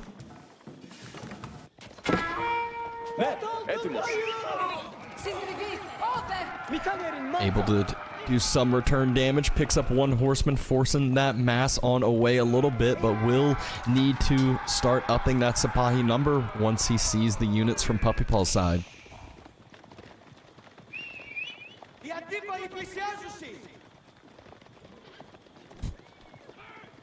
Oh, the typical game of AoE 4 with spears chasing horsemen and never really going to be able to connect unless your opponent makes that mistake. And the deer lane forces Puppypaw to just drop another mill to make it just a little bit more efficient.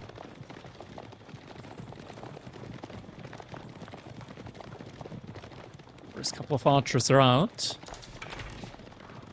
Overall, military-wise, Anotand's not in the worst position. Has a lot of those spearmen, but we've seen spearmen Sipahi work pretty well in the past. The issue is just, if Puppypaw's going for a triple army composition, which he is at the moment with both archers as well as spearmen, what Anotand's doing right now isn't going to scale that well. It might work early on for some fights, but after that, it's going to fall off quite heavily. Yep, is starting to put some more resources into Sipahi, or at least potentially putting those military schools onto those.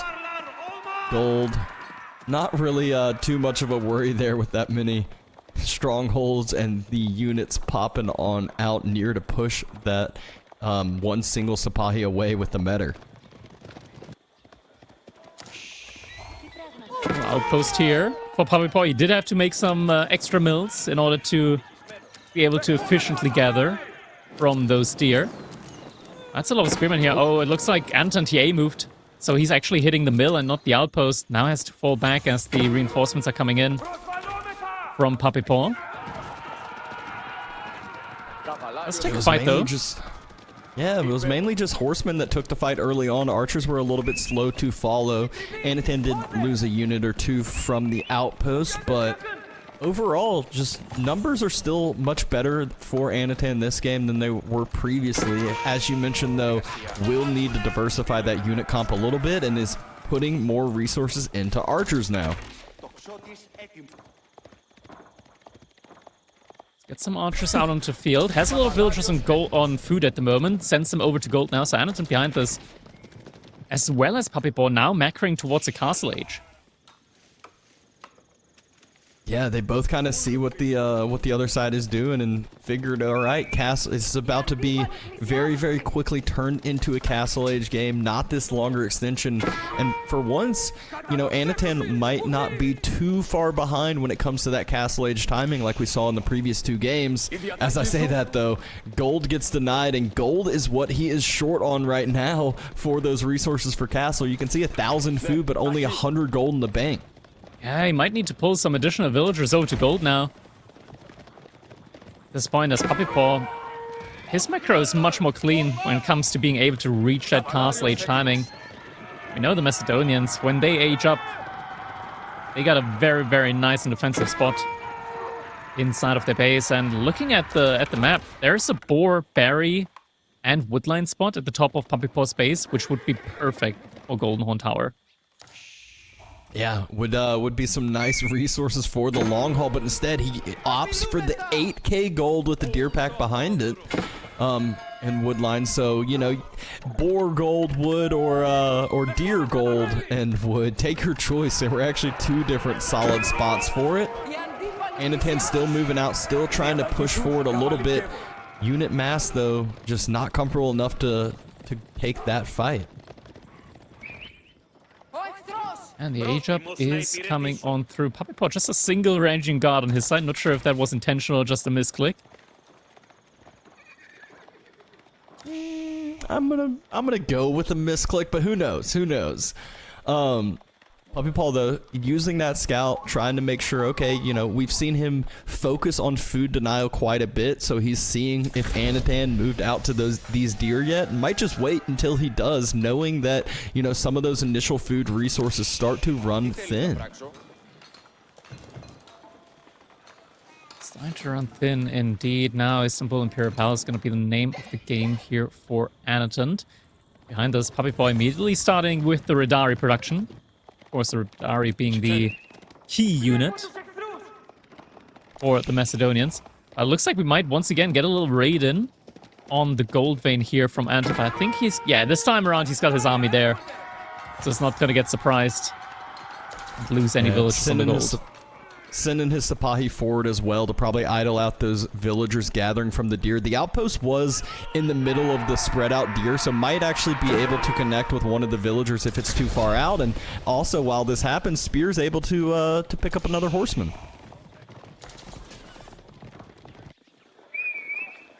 I'm looking for some raiding opportunities on the top side of Puppypaw's base. Single Radari is out and about there as well.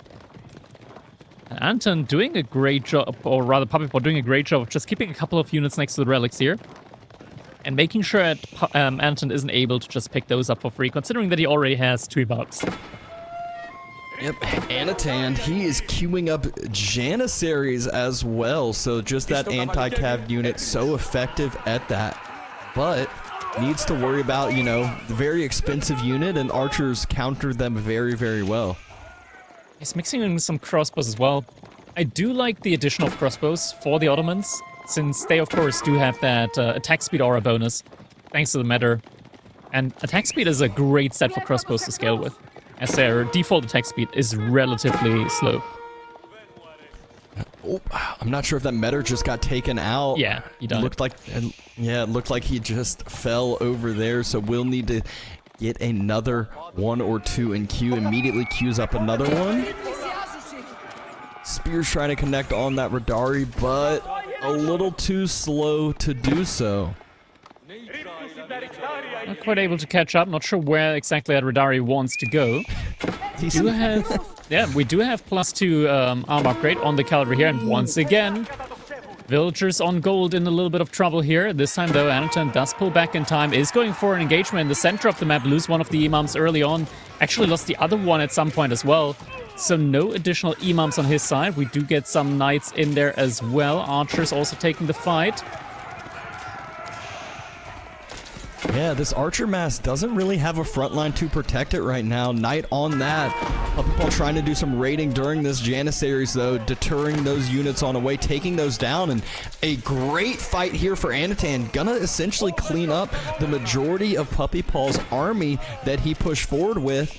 A few Radaris gonna get cleaned up as well, but raids have just been relentless on this gold vein. Yeah, every time Puppypaw gets the opportunity to, he sends a knight or two over there. But these raids so far, they haven't really achieved a lot. And Anton has managed to somewhat stay in control here. Taking down all of the archers has been a big pickup for him, because now he's got 10 Janissaries on the field, and his opponent no longer has any archers to cut him out. So Puppypaw, he's going to have to rebuild the entire archer mass. Only 2 villagers have actually been taken out through all this raiding. It feels like there's been so much more damage, but it was just those initial 2 villagers from that very first gold dive.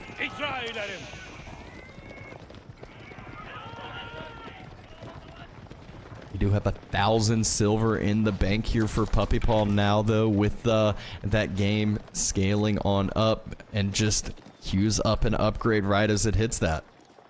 Rumfire going to be coming in, giving +3 damage to all of those Radari. Pretty strong, has to be said. Very cost-efficient upgrade, and +3 damage, it's kind of insane when you I don't personally understand why it's +3 damage, because it also increased the damage of ranging guards, but under the condition that they fight against infantry, I think it is. Yeah, but as you said, like, Puppypaw's massing these Radari, but feels like he doesn't have a great answer to the Janissaries that Anotand already has out on the field. You know, 3 archers, yeah, it's the unit that trades against Janissaries well, but those 3 archers aren't going to see the light of day. Well, Imam has been sniped on the field, trying to collect some of the relics. There are still 4 relics out on the map. Can be collected. Oh, villagers here from Anotand. There were a lot on gold. They did have to get sent back now.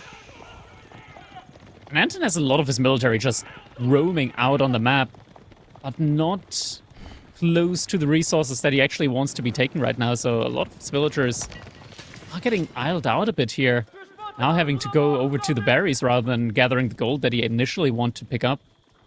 Yeah, just ran out of gold and just doesn't have an initial safe gold like Puppypaw does with his Golden Horn Tower over there. So needs to secure up a gold location that will be safe in the long haul.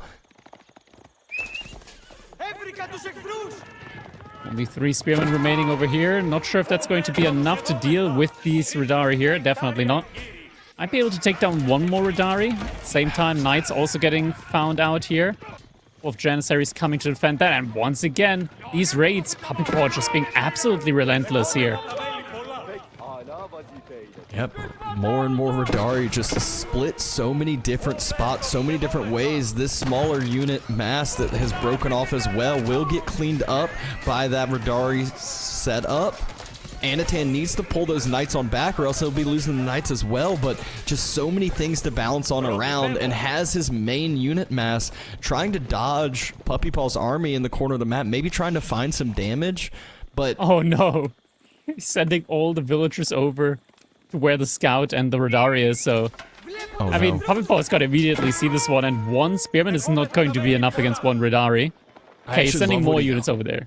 Oh, I mean, Anotand's sending more units over there, but look at the red stream of units heading across the map as well. So Anotand needs to secure this location, but there's 10 archers, there's 10 crossbows on the way over there, and it looks like there's only spears there currently for Anotand. So this might be a very, very scary situation if once Anotand sees this unit mass that's about to pop out. But he also getting pulls the distracted, villagers though. off the wood line. He is getting distracted. Villagers have not been pulled yet, but look at where do they have to go? Where do they have to run? Puppypaw's already here. He can even move the Radari even further through. So much idle time. Dude, Anotand's just been running all game with his villagers, it feels like. Yeah, just never able to secure a safe location. It feels like he was in a decent spot earlier on, but no longer. So many villagers just get taken down. Radari taking the fight against the spears for a second. Archer's trying to help support them as well, but even if he doesn't efficiently win this fight, he is still more than okay when it comes to economy, but look at how different it is. Radari's still running past. We have the Vizier point for the Janissaries. Might need to get used here, unless it was used earlier. I think If it's been used earlier. It got you. Okay, never mind. For just so few Janissaries that he called earlier, he actually used it early. And now he's got nothing inside of his base. There's 10 spearmen in queue right now. He needs to focus on the archers with the TC, but GG's gonna get called. Puppypaw on match point. A clean 3-0 set here so far for him. Yeah, I feel like Anotand had a decent mass, had a unit mass that we were talking about that like Puppypaw didn't really have an answer for after that initial trade. But all of a sudden, the unit mass just ran out in the middle of nowhere. It was over in Narnia in the corner, and Puppypaw always kept vision of it, and that gave him the feeling to just be able to close out the game. Total resources gathered 9K more. There was just so much idle time for so many raids. Anotand just couldn't breathe. Yeah, Puppypaw just didn't give him the chance to breathe, and now we're getting to another matchup here. Are these correctly around? Doesn't Anotand have the Ruse and Puppypaw have Lancaster? I believe you are correct. Good spot out there. Everyone, exclamation mark, blame. We all know what to do. But yeah, Anotand here with the Ruse up against the House of Lancaster. I feel like this is a good matchup for the Ruse. I think this is one where Anotand should be looking up. Yeah, let's speak. I mean, this is where we just saw the game end. Puppypaw, he's been so good about splitting his military units into 2-3 different groups, and just it's so much harder to track. Whereas in the games, Anotand's really had the more immobile mass, and you can actually see that yellow blob on the map there, where it was just in the middle of nowhere, and Puppypaw's been able to keep sight of that and vision of it, which just lets the Radari do as they please. Yeah, just getting run around the rosies there all the time. Puppypaw attacks on one side, distracts on the other, and then pincers from the third side. It's just so chaotic. At some point, we saw Anotand just sending all of his range units to top side there with Puppypaw's base, not really getting any value in. He was trying to look for a move out onto the boar, I believe. It just never came in, and then his army was out of position. He did not have the ability to come back in time towards his own side. And yeah, just like that, he got pulled apart there by Puppypaw. Next up, though, House of Lancaster versus the Ruse. I do prefer the Ruse in that matchup. It's just, we are seeing the return of the Kremlin play from the Ruse, even to TC at times. And the House of Lancaster just don't scale that well into the later stages of the game, especially not compared to a civilization like the Ruse. Yeah, it is one, though, that, you know, Puppypaw has so many civs. We talked about earlier on with the 7 games, the best of 7 series, that you can kind of have some of these throwaway civs, and you talked about Puppypaw having 2 of the strongest hybrid map civilizations. Well, guess what we have left if Anotand does end up winning this game? I'm sure that Puppypaw is going to follow this one up with a hybrid map and have good old KT and Tuklak picked and chosen for one of those. So while Anotand may have a good matchup for this one, still has a long road to climb to try to make this a reverse sweep comeback. Yeah, it's not looking easy for him at all at the moment. I guess that's a consequence when it's 3-0 on the scoreboard. Yeah, it feels like Puppypaw, he could have a throwaway civilization, even though I feel like at this point, there's so many of these strong civilizations, and is that big swap between, dry Arabia type civilizations versus Khalistan and Four Lakes. But we will see what he has in store with the House of Lancasters. You mentioned Roos with the 2TC Kremlin. You think that's the ongoing build that everyone kind of has been leaning into lately? When you're playing against the defensive civilization, you can even go for the Golden Gate into 2TC, but when you're up against an aggressive or potentially aggressive civilization, like the House of Lancaster, Kremlin into 2TC is just much easier to execute. Though with the current style of the House of Lancaster, where they like to also go into Manor and 2TC, I wonder if maybe you can just pull off right away, like into a 2TC with Golden Gate, since the pressure isn't going to be coming in too early from the House of Lancaster. Yeah, I mean, it's one that, Anotand obviously has options. That Golden Gate throughout the course of the game, getting just those easier units or resource swaps, making sure that your eco is balanced out. And we've seen in these previous games that there has been plenty of times where Anotand needs some resource balancing, whether it's being full denied off of food, whether it's being pushed off of the gold at times here in the most previous game. That Golden Gate can just help shore up some of those resource weaknesses. Golden Gate, it's such a nice landmark, especially now with the return to the 300 stone cost on TCs. Means that you need exactly 2 tickets to have all the stone necessary in order to afford that second TC. And not just that, after that it also gives you a very nice transition timing into a castle age. You don't even need to mine gold. It's just straight up into 2 TC, and after that, gather all the other resources and still get a very, very nice fast castle age timing in. Yep. Exactly. It's so cool how these Roos builds have changed over time, from way back in the day of the boar aggression to the horse archer meta that was so strong for so long and still is out there. We've talked about in the previous games and seen these games where mobility really proves to be the king. Anotand kind of has just been run around in the previous games by Cav and hasn't really had a great answer for it, even though he had Janissaries, he had spears. It's just Puppypaw kept track of the immobile army. Yeah. Indeed, but immobile army should not be a problem this time around for Anotand, with the Roos, of course, having access to those cavalry archers and just very strong cavalry in general in Castle Age, thanks to Boya's Fortitude, should be the main ingredient to his army composition. Not just that, but the cavalry archers have been significantly buffed up against unarmored units with the reduction in the time that it takes in between attacks. So their attack speed has been significantly buffed. They did lose out on a little bit of attack damage, but Saint's Blessing has been found to be the key to make up for that. We'll be seeing just exactly how this one's going to be turning out now. It is match point for Anotand, and we're jumping for Puppypaw, and we're jumping into game number 4. With Puppypaw playing as the House of Lancaster in the color red. Whenever I see red, I feel like, okay, that has to be the Roos, but no, it is the House of Lancaster in this game. And Anotand and the color yellow playing as the Roos immediately has that second scout in queue. He did pull a lot of villagers to build that Roos hunting cabin, and subsequently had to pull some of his sheep over towards it to keep those villagers working. Yeah, just that little bit of efficiency for himself. We're gonna see these early scouting patterns. There's no more big scouting game from the Roos where you need to worry about massing up 3-4 different scouts early on, even though we do see 2 coming out from Anotand already.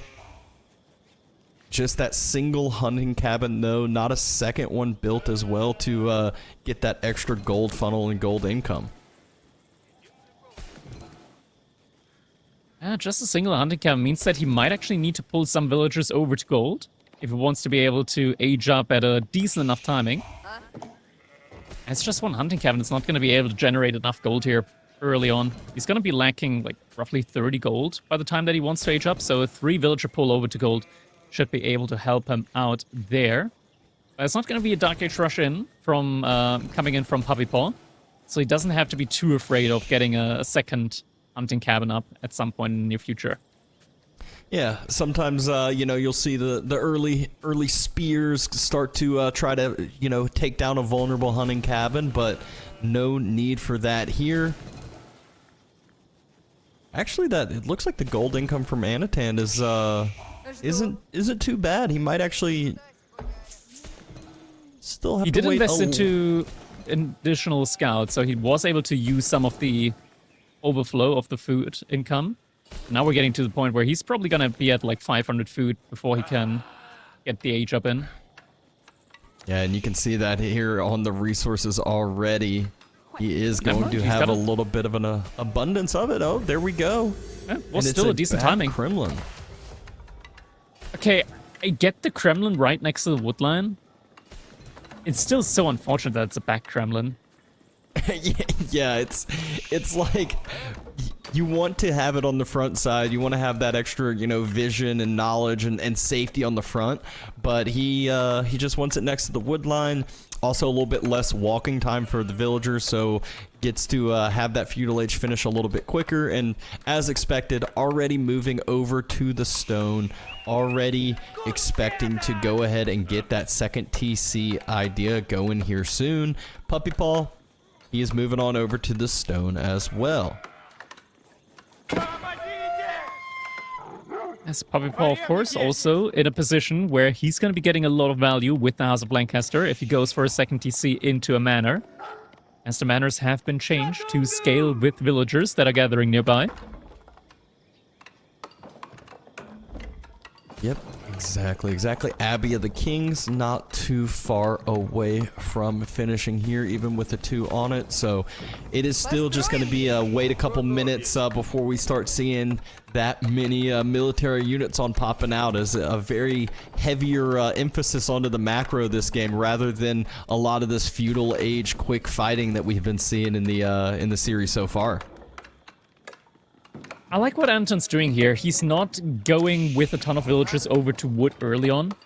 Instead, he prioritized stone quite a bit, because he knows that ideally he's gonna wait until the Kremlin finishes up anyways in order to start gathering the wood, as then he'll be getting that 20% increased wood drop-off there. Now that he's got enough stone, now he's pulling the villagers over to wood. And the Kremlin's about to be finishing just in time before the first drop-off comes in. So beautiful timing here for him. That first drop-off is all going to be buffed up by 20%. Yeah, and with that many villagers that he moved on over to wood, it's going to give him the resources in no time for that second TC. However, House of Lancasters a little bit quicker, a step faster there with the TC drop. And as you mentioned, shouldn't be too long after until a manor follows, which having that many villagers around will really get some extra boost into the economy. Yeah, it's the benefit from just gathering from the sheep a little bit quicker. Need to get a nice and a little bit quicker age up timing in. Subsequently can pull the villagers off earlier from the stone. Also so many villagers pulled out. Yeah, also a pretty good timing to go for that manor, though he does need the stone for it. I guess, yeah, he waited for the second TC to finish now since the villagers over to wood, and will get that manor in shortly. He still has villagers on stone, so maybe actually going for a double manor immediately. Or triple TC.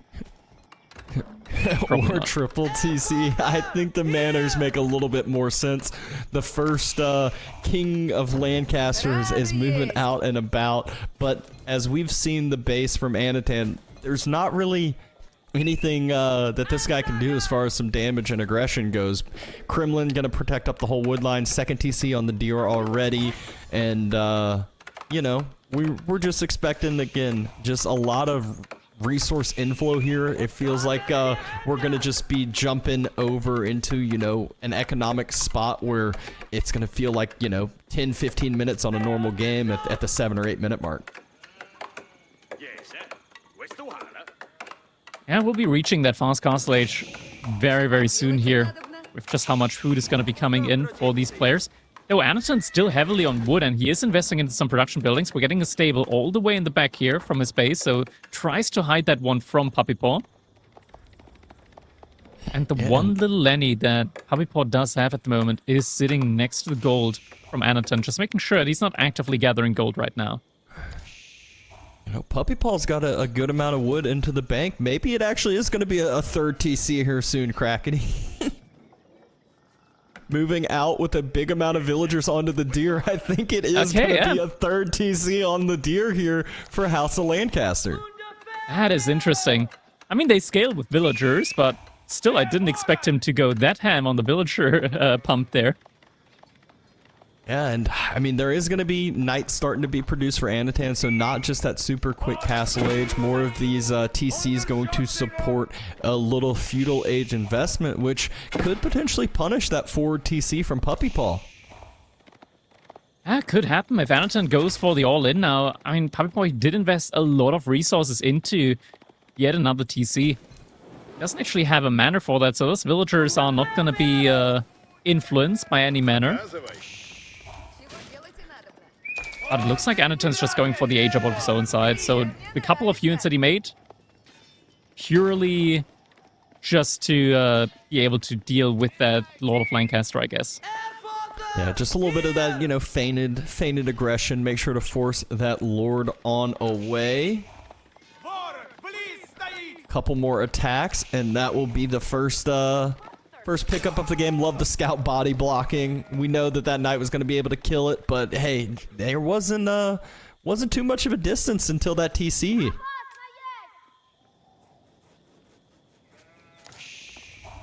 I mean, Anotand moving out to the boar, and it's crazy. With the third TC drop, Puppypaw is just still right in line for that timing for Castle Age that Anotand is, because, you know, the one single Lord forced out that unit reaction. Yeah. Scout trading out up against a knight there. And looks like we did actually get another manor in from Puppypaw right next to TC. Never mind, that was an outpost. Scout does get taken down. The big thing That's that crazy. Anotand has that Puppypaw does not is production buildings, but that's where White Tower being dropped next to this TC will make that forward TC that seemed potentially vulnerable, you know, nice, safe, and protected with the White Tower and an outpost. Yeah, not just that, also immediately spawning those 3 free Earl's Guards. A nice starting force to try and secure some of the relics. Abbey of the Trinity is coming up for Anotand. I'm surprised just how quickly an age up came in for Puppypaw, considering that he did invest into a third TC. Granted, Anotand did invest into some units, but still, it's like a lot of time where the villagers are building and not gathering. A TC takes a long time to build. Yeah, Anotand did drop a couple production buildings, though, as well, so that kind of matches up the resources for the TC. Is that, I think, double stables and a range? So that's essentially a TC that Anotand could have had if he wanted, if he didn't have to make any units, but was forced to do so. Does at least have a safe boar location for himself as well. Oh, it's a double range even.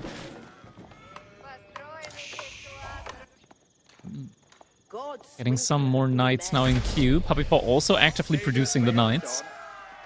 Not sure if he already has a monastery in. There aren't any monks in queue for him at the moment. Did go for the double stable play. And Anotand just pulling the gremlins here. I guess he really wants to get map control now. With as little, I want to say, or rather with as much of an investment as he can realistically afford. Just to be able to get the relics in. Yeah, relics are so important. Fortunately, you know, those warrior monks a little bit quicker, a little bit easier to start producing when you go up with the abbey. So, is at least a step ahead as far as that goes. But Puppypaw, he's massing up those knights. He's starting to send those across. We've seen how effective his raids have been in these previous games, and he's already about to start diving that boar. Let's see if Anotand is multitasking, ready to react to that. I think Anotand might even have pulled back the villagers already? Or no, he pulled garrison. Them. He garrisoned them. Yeah. So he's safe there for the time being. Knights meeting up against the knights here. And he is heavily gathering wood at the moment. Looks like Anotand might also just go for an early farm transition here. For the time being, Puppypaw just heavy on the knight production. 4 more knights in queue. And those Earl's Guards that did get a little bit battered earlier, you just pull them back to the Abbey of Kings and they're fully healed up again. Oh, Knight might be getting a kill there on that one weak villager. Oh, we didn't see the micro like we saw in game 1 from Anotand dodging over those Knight raids, but loses one villager there.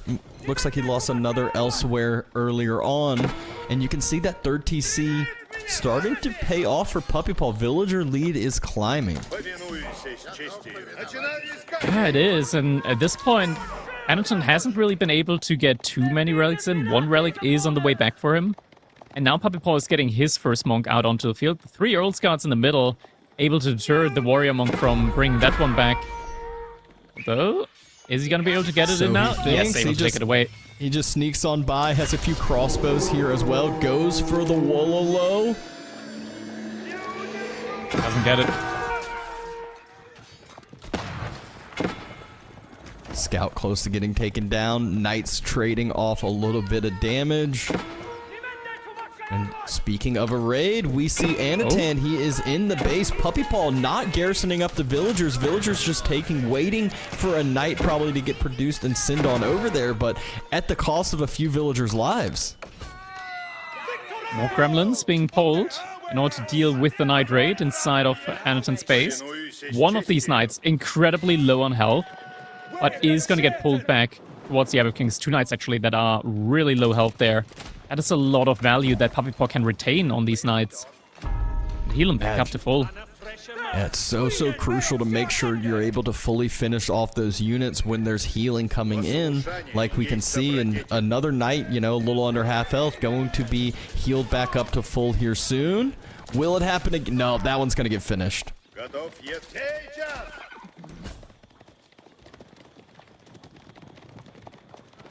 Not able to save all of the knights there, but already did retain a lot of the value. Anotand also building up his knight numbers. Looking at the eco upgrades, neither player really has invested too much into eco upgrades. Anotand did get wheelbarrow, Puppypaw did get double broadaxe. Other than that, no eco upgrades invested yet, but just as I said, Puppypaw going for both horticulture as well as the double broadaxe upgrade.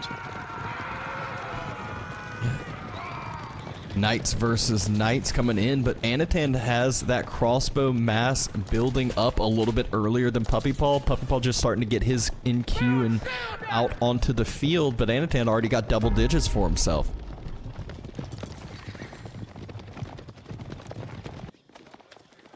Double digits on the field, a lot of those warrior monks. I think at this point Puppypaw should have been able to collect 4 out of the 5 relics. Yeah, it looks like Puppypaw only managed to get 1 relic in. It's a good amount of relics in for Anotand here. And with a lot of warrior monks, he can definitely make sure that Saint's Blessing is going to be active all throughout the fight. Yeah, trying to snag up the sacred sites as well. Puppypaw trying to deny those. Loses 1 knight. I believe that one should end up falling with the charge speed there. Oh, no, it keeps him alive. Oh, wow. Big value. Another warrior monk trying to get sniped on out. Anotand did lose 1 on the bottom sacred site as well. And Puppypaw yet again just splitting off his Night Mask, gonna be going for some raids. Not sure if he stepped in line of the Wooden Fortress vision, but doesn't matter. Anotand a step ahead with walls, and both players now starting to wall further and further into this map, needing to take more control. Farm transitions starting as well. We could be in for the long haul. It feels like we already are at the long haul, even though we're only 15 minutes into this game, just because how much eco investment went early. Yeah. Puppypaw, he is just about to crack that 100 villager count. So economy is looking very, very strong for him at the moment. And could actually soon be looking for an Imperial Age. At 100 villagers, that's typically the timing for players to look into getting up to Imperial Age. Nice little raid coming in for Puppypaw, able to pick off 1 to 2 vills there on the gold. It's another one. But will get taken down slowly but surely. It's also the last gold inside of Anotand's wall, so he's going to have to move out towards the outer sides of his base now. I believe Puppypaw, no, he does have that gold we can see at the top of the screen right now, but Puppypaw just sent, what was that, 20 villagers over to the stone there on the northern side of the map. Might just want to get a keep in to secure one of those large gold veins on the middle of the map. They are relatively close to each other. Arm transition also coming in. Yeah, you can almost 2-for-1 as well. Get a large gold vein and maybe get some security or denial of the sacred site.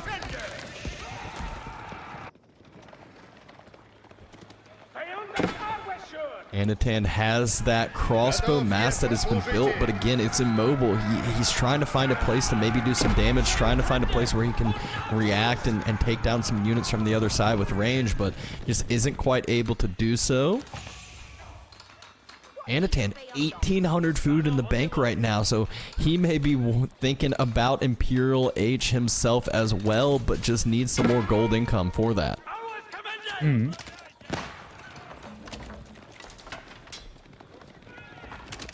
Another outpost now. Anotand wants to start securing those sacred sites. Obelisk not going to be a match for that warrior monk, but there are additional reinforcements coming in now. Oh, and Anotand's not going to be able to get that fortress up. Yep, few crossbows will get taken out there. Puppypaw's mass has been building, has 1,000 stone into the bank. Looks like keep drop is going to be actually on the next stone. So he's just going to start dropping keeps, grabbing stone for another keep, and then slowly kind of inching this forward. Probably plans to drop it on the 8k gold next.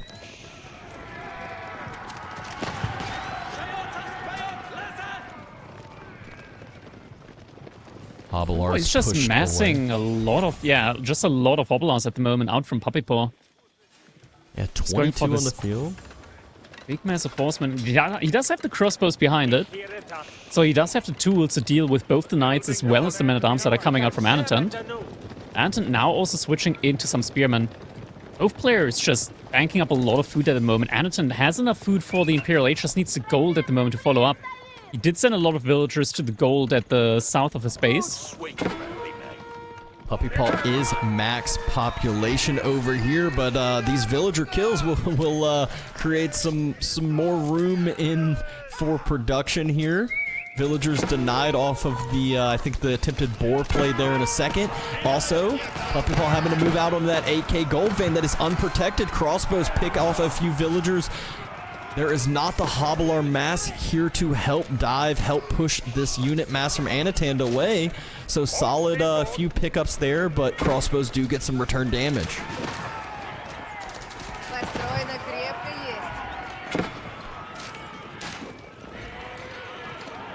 Hobblears aren't too far away, but now they are diving without the range support as well.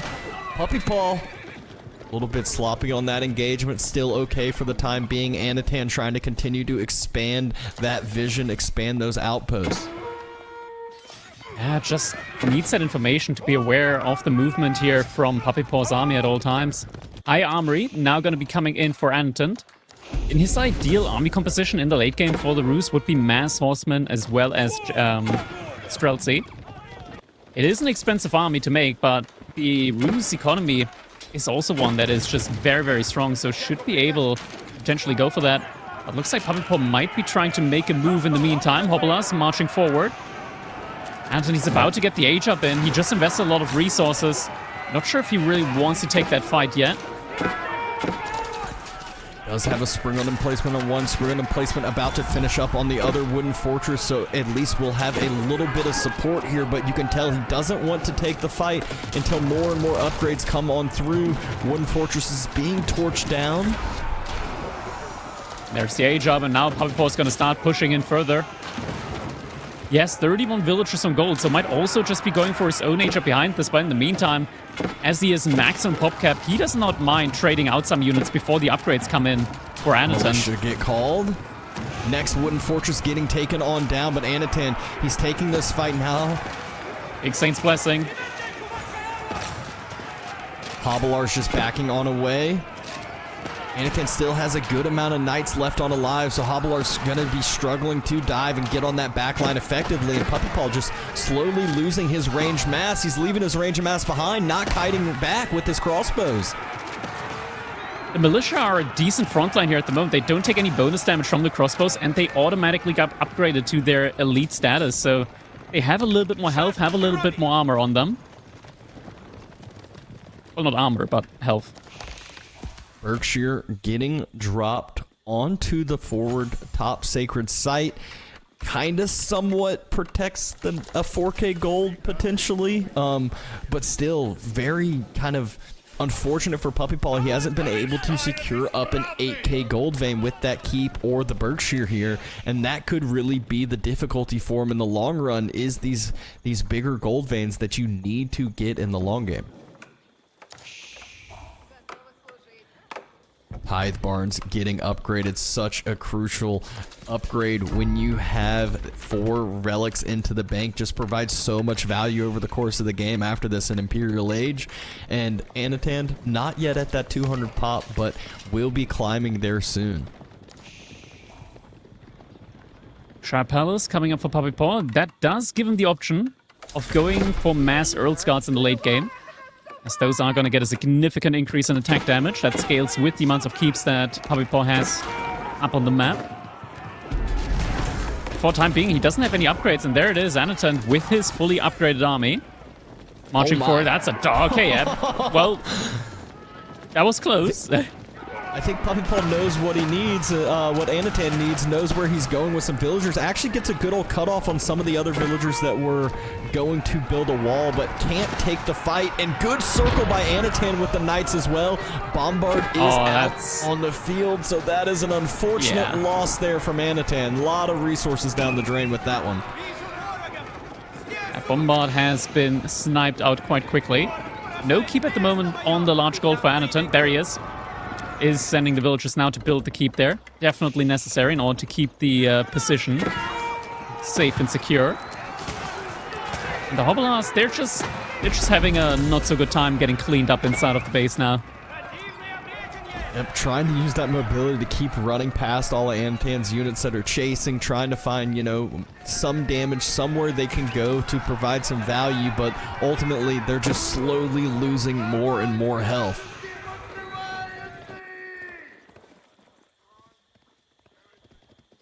Puppypaw does not have a big army mass after all of that, and Anotand has a decent sized mass. We'll see once these gremlins fall on off that they're going to end up getting replaced by Streltsy that are in queue, and we all know how strong Streltsy can be in the long game and in these big head-on engagements.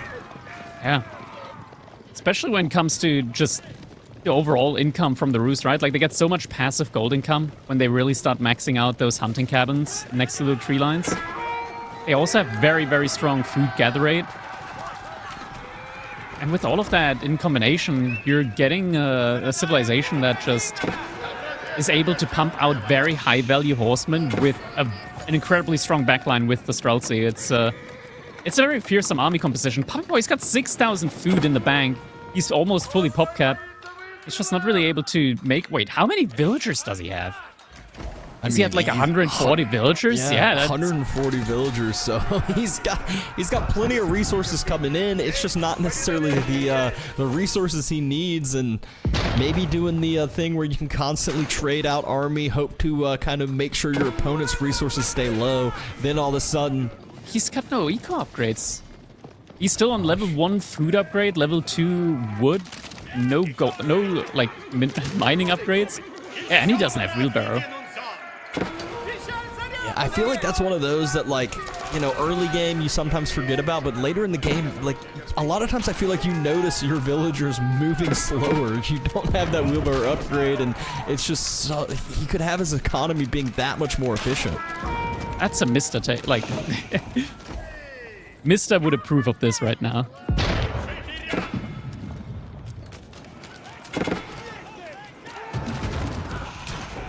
Keep starting to getting taken down. Hopefully it's just taking down some of the defensive infrastructure there out on the map. Oh, it's getting some short bows here up against... Oh my god, okay, they do no damage. Well, I guess he's got enough villagers. But at the same time, I'm just building outposts around the gold vein here. Yeah, it's like those crossbow losses gave him time to finish up the outpost, and Anotand's just slowly trying to deny Puppy from all gold. Bombard's a little too far forward. Some Hobblars get on top of him, but not enough damage to fully finish and take those off. Puppypaw taking this engagement here. Saint's Blessing still active for Anotand, and those Streltsy are just shredding.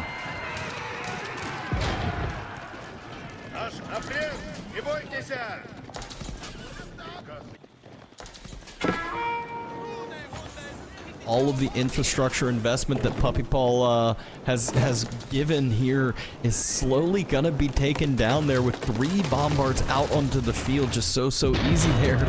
Villagers trying to burn down those wooden fortresses as well. To 3 Bombard cannons now for Anotand. Puppypaw just torching down or trying to torch down the wooden fortresses, but now with some cavalry here as well, not gonna be able to gather resources over here. He's just still doubling down on the Hobblars and on the Spearmen, but he doesn't have the King's College, so his Hobblars are... They're not what they could be. Yeah, and I mean, you know, it feels bad losing that many villagers to burning some wooden fortresses, but Puppypaw could use some more military out onto the field, and that's exactly what he has. Both players just going to be sitting at max pop, probably for the foreseeable future here, unless a major engagement happens soon.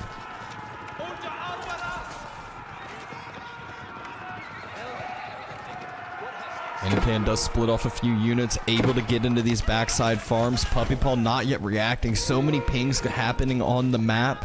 So much damage coming on, and at one point it was 140 villagers. Now we're at 123 and continuing to fall.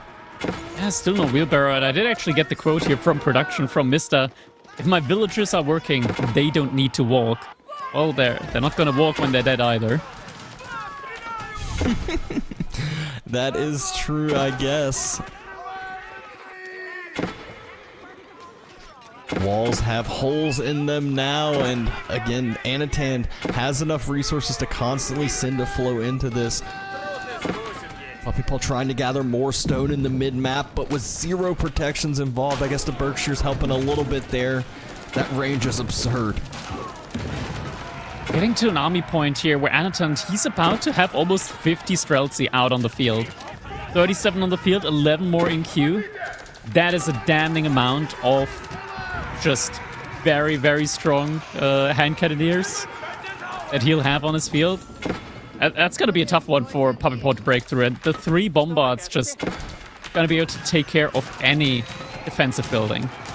Yeah, Puppypaw does have the fodder to send into those Streltsy, though. He's got 22 Hobblars, 24 Hobblars in queue, and 53 Spearmen out onto the field. So he has been replacing those villager losses with just more and more military, and now it actually feels like he has a lot of numbers here. So if Streltsy don't stay together, don't stay with a front line, they really could get, you know, some heavy losses here as Anotand's resources are running lower. As I say, that 13 knights in queue, so not really. Well, he's only got 35 villagers on food. If you look at Puppypaw, he's got 75 villagers on food. But when you look at the destruction value, actually it's not that far apart, considering how much Puppypaw has been, I want to say, feeding Anotand here. Yep. Keep trying to go down here for Puppypaw. Puppypaw's going to try to defend this location. Streltsy on the backside getting dove by one group of the Hobblars. I feel like there should be more Hobblars somewhere. I'm just not sure where they are. If those 3 Bombards get in range of that keep being built, it is going to be destroyed before it even gets close to finishing here. It's the Bombards back just in time. It's such a big army mass from Puppypaw, but Anotand able to just completely wipe it up. Yeah, I mean, the Spearmen just get absolutely flatlined here by those Streltsy. Not having to move is just so effective. They're just sitting on the backside, just machine gunning this down. Keep gets denied immediately. Anotand pushing forward and takes game number 4. It is not a sweep from Puppypaw. Anotand puts his foot forward, is ready to try to get that reverse sweep going. It's gonna be a long road for him, though. And now Puppypaw Still on match point. Anotand, the first point on the scoreboard on his side now. It's still a tough one. 3 victories in a row are going to be needed here for Anotand. Just one more for Puppypaw. And now Puppypaw, he's the one that gets to decide all the following maps. Yeah, and this is one where it definitely gets difficult. That's not the upcoming game, that's the current game, but this is one where I'm assuming Puppypaw is just going to lead right on into one of these hybrid maps. We know the 2 Civ picks for him. The question is what will Anotand do to try to match that? It's going to be Mongol versus KT on Kawasan. Yeah, KT coming on up here. Mongol so far on hybrid maps, pretty much like almost undefeated. Well, yeah, Puppypaw went with the Ayubit snipe. I know Ayubit has some cool early game stuff that they can do, whether it's, you know, some really quick age up timings to try to make sure you deny one of the pawns and secure one of the pawns for yourself, or dropping those extra docks, whatever the sort may be. Seeing some of these highlights of this game, you could just see how much map control that Anotand eventually ended up taking with keeps everywhere, and just ended up having that very, very efficient army composition comparative to Puppypaw's trash army, I would say. Yeah, honestly, map control-wise, it felt like Puppypaw always had the lead after the relics got taken. Anotand just kind of fell back inside of his base and just started thinking about the Imperial Age, and the army composition from Puppypaw, it just didn't work. It just flat out didn't work up against what Anotand was doing. I'm not sure what exactly he could have done there in order to fight up against this. My honest opinion is the White Tower wasn't needed here. Maybe with King's College you can open up a lot more possibilities, a lot more army compositions. Your Hobolas become a lot more stronger. You start doing more bonus damage. You get cheaper hand cannoneers in, cheaper upgrades. When both players went for such a greedy boom into Fast Castle Age, the White Tower doesn't really achieve that much, and yeah, I guess when it went into a long game, King's College could have made the difference there. Yeah, the big problem is as that game went longer, Puppypaw just never really secured the bigger gold veins for himself. Anotand had to keep on the bottom 8k, was kind of always focusing that middle 8k, so Puppypaw kind of got a few of the smaller gold veins, but just that's one of those that it felt like a ticking time bomb that Anotand just slowly got further and further ahead, and then obviously ended up closing that one out. So not a full clean sweep. Will Anotand be able to try to take down another one of the Canadian bros 4-3? Yeah, it would be quite the upgrade here for Anotand. Would be quite the upset now after being down 3-0. Knights Templar for Puppypaw. There is we've seen Knights Templar recently be played more and more, not just on hybrid maps, but I've even seen some land maps. And they're pretty strong. But Mongols on hybrid maps as well, they've got like the biggest or the highest win rate at the moment in the tournament, which, kind of does paint a picture of them just being incredibly strong on hybrid maps. Yeah, it does. That does kind of feel surprising because, like we said, with Puppypaw having KT and Tuklak, we're like, oh, those are basically 2 of the best water civilizations. But as you just mentioned, Mongols sitting up at 9-1. Oh, it's all Macedonians. It's all Macedonian. Never mind. Okay, every single one. Mongols sitting at 9-1, and Tuklak actually sitting there at 0-7. So even though they have the worst win rate, they were sniped on out. 0-7, yeah. Tuklak, they're not having it easy. I guess they got mostly picked on land maps. They didn't make it through on hybrid maps. Knights Templar, they also got a very decent win rate at the moment. I was about to say there were 0 snipes on everyone, but now we got the snipe statistics imported on in there. And Ottomans, the most banned civilization of the tournament, and that is one where you kind of mentioned earlier in the day we didn't think we were going to see them be able to be picked at all, but Anotand ended up being able to snag them and not putting his foot forward for that win statistics.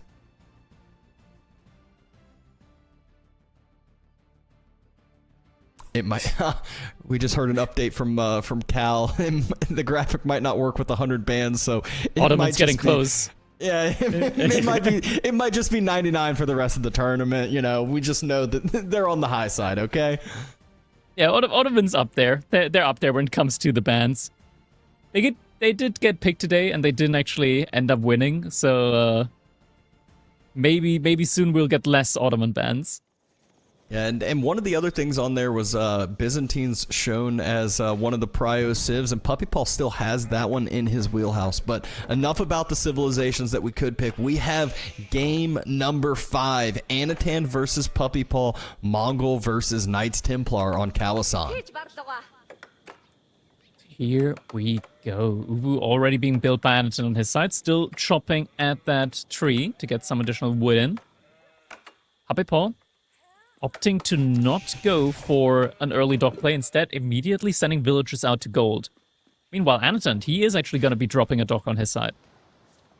Yeah, and that early free stone generation that the Mongol gets, especially when it's a map that the pawns are much smaller like Kalasan, just getting some free dock emplacements can provide so much value here where, yeah, you might lose the fight, but it's hard for your dock to fully get taken out. It's one that, you know, and even if it does, it costs so much investment from the other side that it might kind of give you some better timing. Yeah. Might be able to get that better timing in indeed, and that can also just make all the difference here. Yeah, Puppypaw is going to be getting a very quick feudal agent from the looks of it. Wondering if he, with that faster feudal age, then is going to be going for a dock drop on his side. Maybe try and go for a fast feudal age into dock. Yeah, that would be the expectation. The question is it going to, like you said, is it going to be his side dock, or is he going to try to contest Anotand's early fishing that he is going for now? Both players getting the necessary information they need to make the next steps. We saw Puppypaw scout just circles, spotted out the dock from Anotand, and obviously Anotand sitting here knows that Puppypaw's on gold, knows that means that a feudal age is coming first. Butcher's gonna have to move back here for Puppypaw, unless he wants to get taken down early on.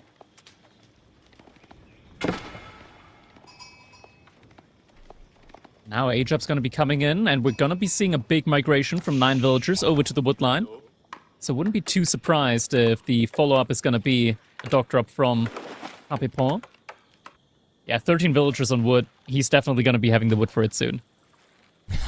Yep, just full economy swap on over to the wood line. Who needs any other resources?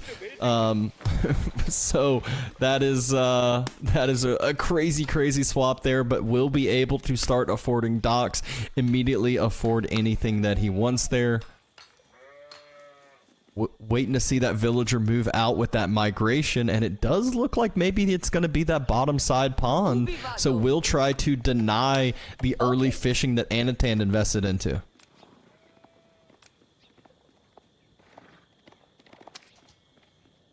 There it is, villagers moving out. It's going to get spotted out by Anotand though.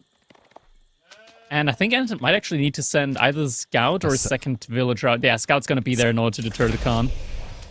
Yeah. It's one of those frustrating things. I've seen it on Frisian Marshes so many times where the scout spots out that villager moving, and oh my gosh, Anotand pulls the villager with the shiv as well, so that scout will not be the only answer. He needs to send another villager out. What a great reaction by Anotand here. You might actually have to cancel. The dock can just be fine with dock dropping on the other pond. Actually, he's keeping the dock up. And he's sending a villager to both ponds. Well, that villager already is a little bit better than Bruce. He's sending the other low health villager from gold? What? Okay, he cancels and now builds the dock on the other side.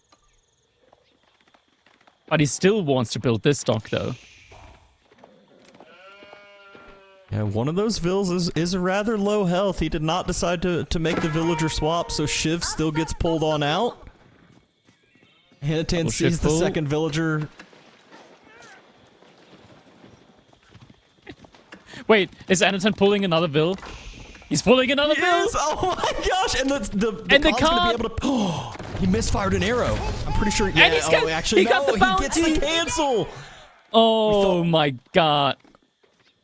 Wait, he got... Okay, apparently he got the bounty from the first stock as well, so that is already 50 additional resources for Anotand. This guy's looking like he's on fire. Wow.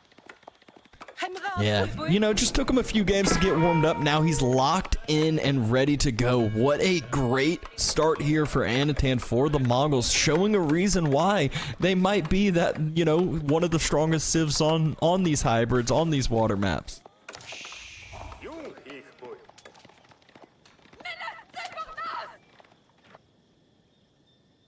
Two docks have been dropped on Puppypaw's side, so we'll be able to match up that fishing boat number early on. No villagers got taken down, although one was a step away, and actually even investing into a wall on this side as well.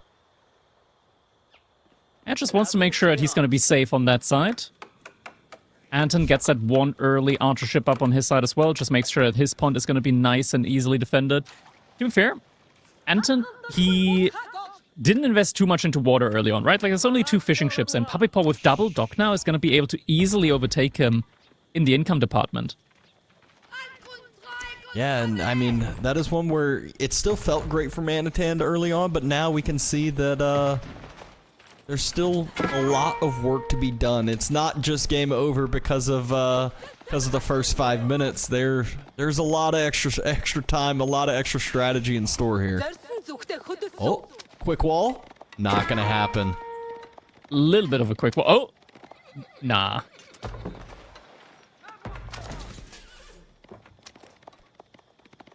Okay, now he's finishing it up. Anotand's showing the micro of the Khan, though, showing how strong it can be. It's still crazy to think about the old days of the Khan, how much more damage it used to do, and everything of that sort. The Mongols have come a long way, but still shows how annoying it can be. Fishing boat number skyrockets up to 6 for Puppypaw. For Anotand, he's now adding in his second dock. So he's going to try and keep up with the number there. Already double Kashik production, so 4 Kashiks out on the field for Anotand.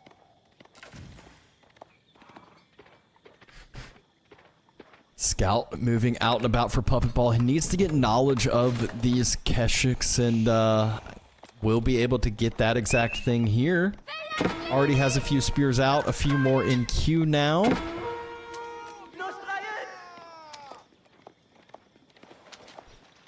Keshiks circling, might be able to pick up that villain on the way home, and another set of Keshiks hit the gold vein as well, so Puppypaw loses 1 villager, most likely will lose another over here.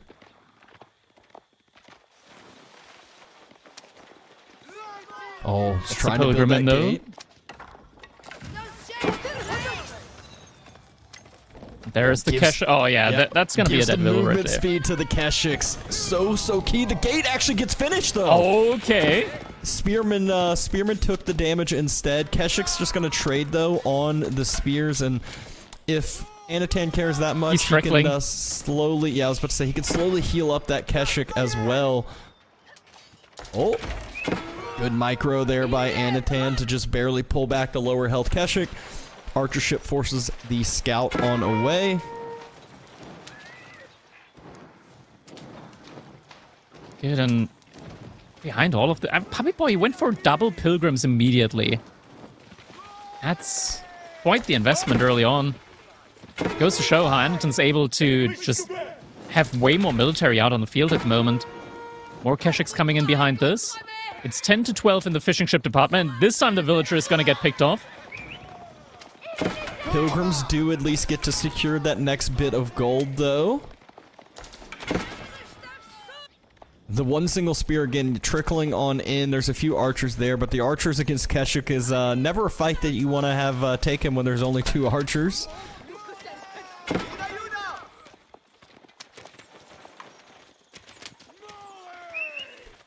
Economic numbers still fairly even. Khan getting very close to taking down, but just escaping with his life. Yeah. And that one Keshik that Anotand actually sent to the back with barely any health left did manage to survive, and now Keshik's inside the wood line here. Charge comes through, but Hospitaller just makes it so the villager survived that additional little punch, so villager was able to survive for quite a bit. Still, 3 villagers taken down so far, but it looks like Anotand actually had some idle time inside of his TC, so it's not the biggest villager advantage that he has, especially considering that Knights Templar idle their TC during age-up. Yeah, does the Mongol, like when the TC's first getting placed, count towards that idle time? Because I feel like that's at least like 10, oh yeah, actually 15 you're right. seconds. Yeah. So you're probably right. It's really not that much idle time, most likely. Villager, though, does get denied from building another dock. Still, Anotand was able to get a dock up on the other side pond. Scout gets taken down as well. We've seen how effective these Keshiks have already been. That demo ship's just waiting for something to come out. Yeah, fishing boat's forced to do some healing. It's a junk coming out. What if, a little demo ship from the other side come out and just immediately explodes? Oh, we'll find out. Wait, no, that's going to be an archer ship here. Well, the demo ship does immediately explode. Keshiks fighting off up against the archer ship here. Archer from Anotand does get taken down. Villager is going to finish up that second dock there. Try to. Springled ship is right there, though. I don't think the villager can finish it. Anotand cancels it. The dock still at least does cause a ton of idle time here from the fishing ships, needing to constantly heal on up because Anotand put a dock emplacement into there as well. A lot of investment forced on that pond from Puppypaw, though, just from one dock and the upgrade. He's had to build 5, 6 different military ships on that single pond. And look at the resources in the bank. High. Yeah, I mean, Anotand, he's just going to be going for the age up. Puppypaw similarly, though. We're going to most likely be seeing a Kurultai from Anotand. But looking at the military and the compositions here, Anotand should be in a very good position to do some damage inside of Puppypaw's base, and he is going to be going for a raid now, or an attack. Another villager kill. Snipe. Oh, this is such a good position here for him. Keshik's able to get on the archer backline for a second. Yeah, there's a lot of archers for Puppypaw, so the Anotand archer mass is slowly being thinned out, which he desperately needs to be able to kill those spears. Keshiks, they are not the true feudal age knights like you see from other civs. They are much squishier there, and you can see that as Anotand loses a few on the run out. Kurultai, though, on the way. And Angevin at the same time as well.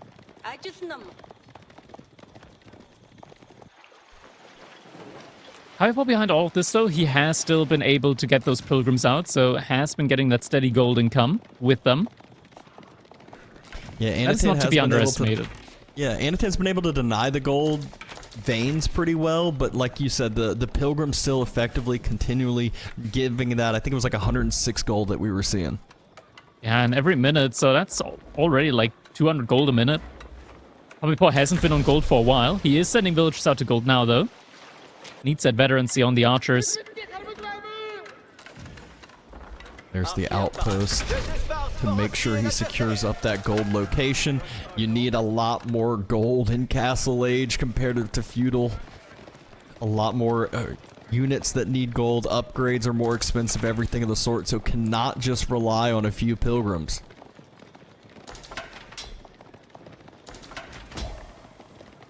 You can see the Kurultai rolling on across the map. It is about to be this focus dive on that gold, just like we were talking about. Gold is so needed. Villagers slow to react. Only one goes down, but units will fall for this. Yeah, Anotand sacrificing a couple of the units here. Kurultai is moving forward, though. The archer numbers are getting thinned out. Yeah, the archer numbers are getting thinned out for Anotand, and we gotta remember that Puppypaw with the Knights Templar, he has like the best economy in the game when it comes to spamming out archers. So Anotand definitely gonna need some more Keshiks, and he has some more in queue. Getting a little bit of that extra healing with the Kurultai.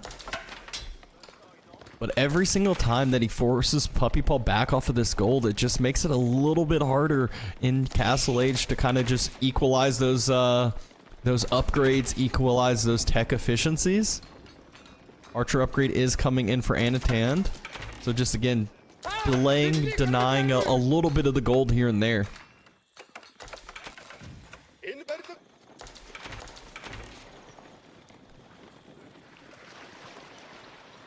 Still just streaming Keshiks across the field. Puppypaw has that archer massacred these last few archers, and then what's Anotand's answer for the front line from Puppypaw? He's gonna need to find some answer. Yeah, he's going for crossbows. I'm not sure, maybe just men-at-arms could realistically be a solution here for him. But then again, Puppypaw could also answer it with his own crossbows, but he would need time to build those numbers up. For the time being, though, the heavy spearmen, there's just not really an answer at the moment for Anotand, though he just needs to somehow be able to outscale Puppypaw with the archers. The Cruelty is gonna make his archers a lot better. These are just like, you cannot outscale archer production from the Knights Templar. Their economy is made to pump out archers like there's no tomorrow. Yeah, we've gotten to the point in the game, though, that, you know, Puppypaw, he's feeling pretty good about his unit mass. Anotand does have, you know, Keshiks, obviously, so the lower number does have some more resources into there, does have the Cruelty, but Puppypaw's numbers look very, very scary, and we just mentioned Anotand doesn't have a true answer for the Hardened Spearmen. Second fight is being taken here. Keshiks do get a couple of charges in. It is underneath the Cruelty. Output is getting built in the back there as well. Keshiks do a good job of just kiting back and forth. But the archer mass from Anotand is getting thinned out very quickly here. It is getting thinned out quickly, but he's done a great job of constantly focusing down these spears every time they step up. So spear mass is getting thinner and thinner, but more on the way. More are coming. The Keshiks still will not be allowed to take that head-on engagement because of those heavy spears. There's the reinforcements now. Even more heavy spearmen coming on up. And Anotand, you're correct. Like, he did trade quite well there. Question is if he's able to keep this up now. I think this is the point. Like, Puppypaw he needs to commit with those heavy spearmen now, and he has enough when it comes to the numbers. Fight is being taken now. The villager is still trying to finish on up that outpost. It is so close to completion. Gets it up. Yam Aura movement speed is coming in now. So Anotand gonna be able to move with a little bit more mobility. Cruelty getting packed up as well. There are some crossbows in the army now from Anotand, but not too many. Puppypaw did a great job of sniping those out. You can see a monk that was moving across the field, probably trying to secure up one of the relics from Puppypaw's side. I believe I only see two relics. Oh, no, okay. So he's trying to get the more aggressive relics first instead of the ones safe and at home. Right, no longer underneath the Cruelty. Puppypaw is falling back a little bit here, giving the Keshiks some targets to hit in the meantime. Cruelty is being redeployed. Keshiks do get the boost first. But it doesn't look like it's enough. Anotand, he's not making any more archers at this point. There is an archer ship trying to help out as well. Frontline from... Okay, actually, Puppypaw, he doesn't have that many units remaining here anymore. The heavy spears just got demolished during all of that. It's one of those that, like, it seems like it's going so well for Puppypaw, but Anotand just great micro-focusing down those heavy spears consistently, and now the archers have to tuck tail and run. Yeah, there's more reinforcing archers, but still, not too many spears out for Puppy. Yeah, that was a great hold here from Anotand. Just moving back and forward, making sure that the archers from Puppypaw, it also looked like they got stuck a couple of times, just hitting the buildings rather than the units at times.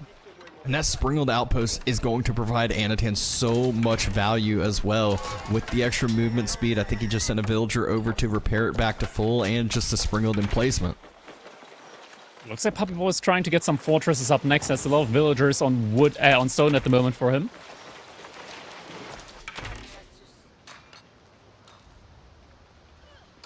Kind of getting to this deadlock point in the middle of the game. Anotand dropping another outpost in that mid-map. He wants the mid-map secured.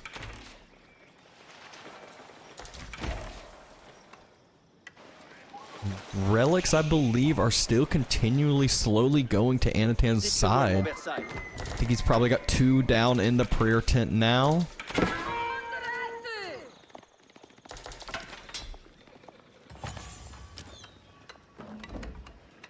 Keshiks deterred on away.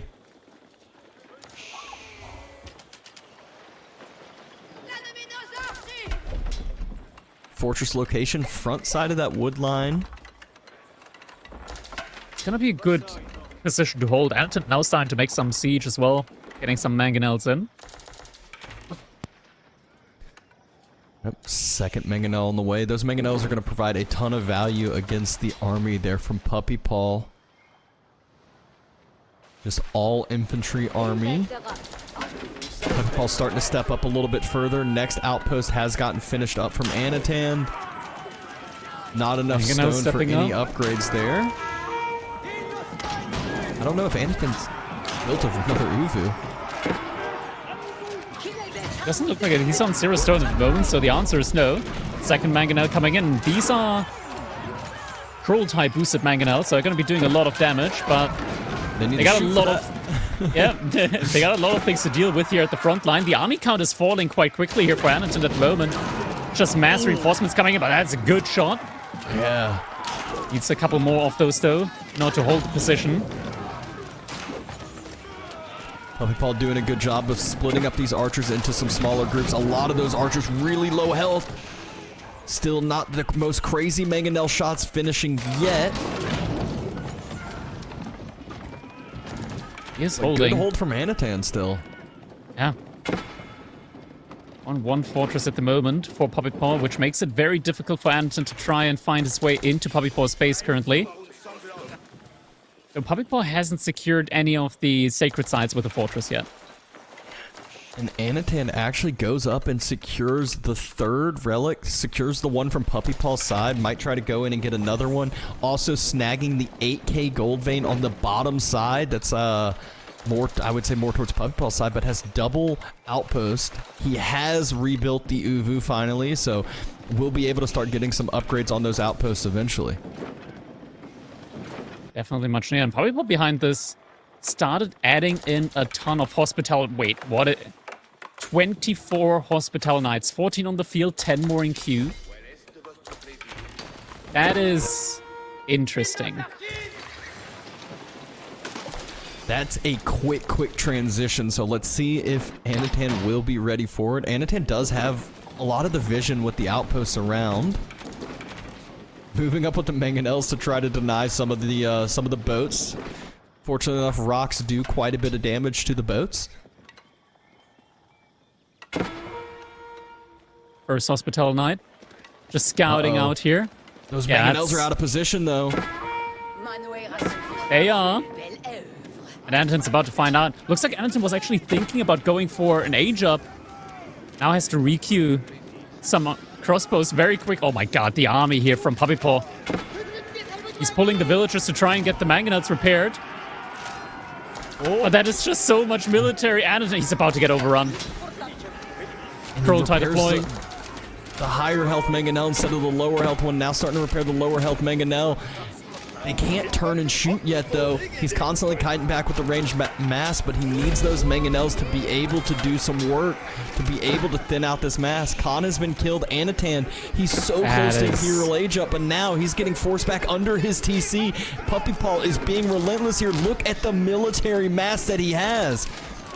More repairs coming down from the villagers, but at what cost? He's now stuck in this awkward mode in between Castle and Imperial. One mangonel falls, second one's getting full surrounded. Villagers jumping inside the TC, lots of villagers do go down here. And he just doesn't have the army in order to get him out of his base. We do see some cash being produced now. That might allow him to push Puppypaw out of his base once again, but there's just so many reinforcements coming in. Yeah, the next mass arrives, and then you know Anotand is in trouble here. He has so many resources in the bank, but it's just that perfect timing from Puppypaw. He punished Anotand's greed. If Anotand had just been able to age up to Imperial Age a little bit quicker, it might have been different, but now 2,000 food just gets spent very quickly. Men-at-arms crossbows trying to be queued up, but Puppypaw's going to be on production. It's going to be hard to have Anotand's mass all together. Yeah. TC also just focusing down the Hospital Knights, so they don't take too much damage. They got a good amount of ranged armor. We have some ships here. Forward Fortress now coming in from Puppypaw. Try and secure more map control. Villagers next to the outpost getting taken down. And with that, Puppypaw is in a good position to start aggressing onto the water from Anotand as well. Anotand's Skeshik Zone don't have a true answer on this front line from Puppypaw, though, so he is actually able to hold this. He is pushing this back. How many villagers? Oh my gosh, there's plenty of villagers on that fortress, so it will get finished here in no time. Anotand will have to turn, and so much of the food economy will go down now. It looks like Anotand is still holding on to the dream of the Imperial Age, though, on his side. He's continually queuing up, but like you said, he's got 800 or so food that he needs to go up to Imperial Age. However, fishing now has to be corralled over to the opposite corner.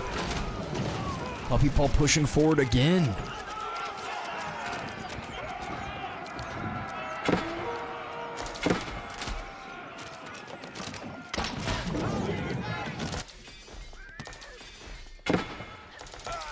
No return damage able to be done. Puppypaw is looking to end this series 4-1. Another fortress being built, and it is very far forward. It is on the production. Obviously, Anotand can move those buildings away, but this is just choke holding Anotand into the corner of the map. Puppypaw with his own mangonel now pushing forward. This is going to be the fight of the game. Will Anotand be able to hold? Kurultai does get set up. A few units split off to try to deny the fortress, but the fortress isn't the most important thing. Mangonel taken down. Fortress looks to be finishing up. He can. But it just doesn't look to be enough. He has to fall back. The fortress is going to end up going up here. And now Puppypaw is starting to produce some crossbows as well. 6 on the field, 7 in queue. Production is getting sent back, and Anotand looks like he just bought some food. Might be looking to buy his way up to the Imperial Age now.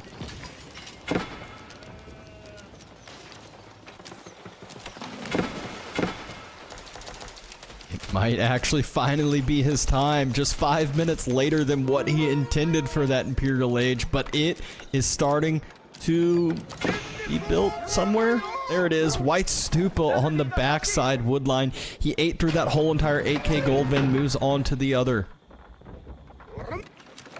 White Stupa has been buffed significantly, reducing the cost for double production by 50%. That could be Anotand's way back into the game. Mass Kashaks for cheap, or hand cannoneers could also be a choice there.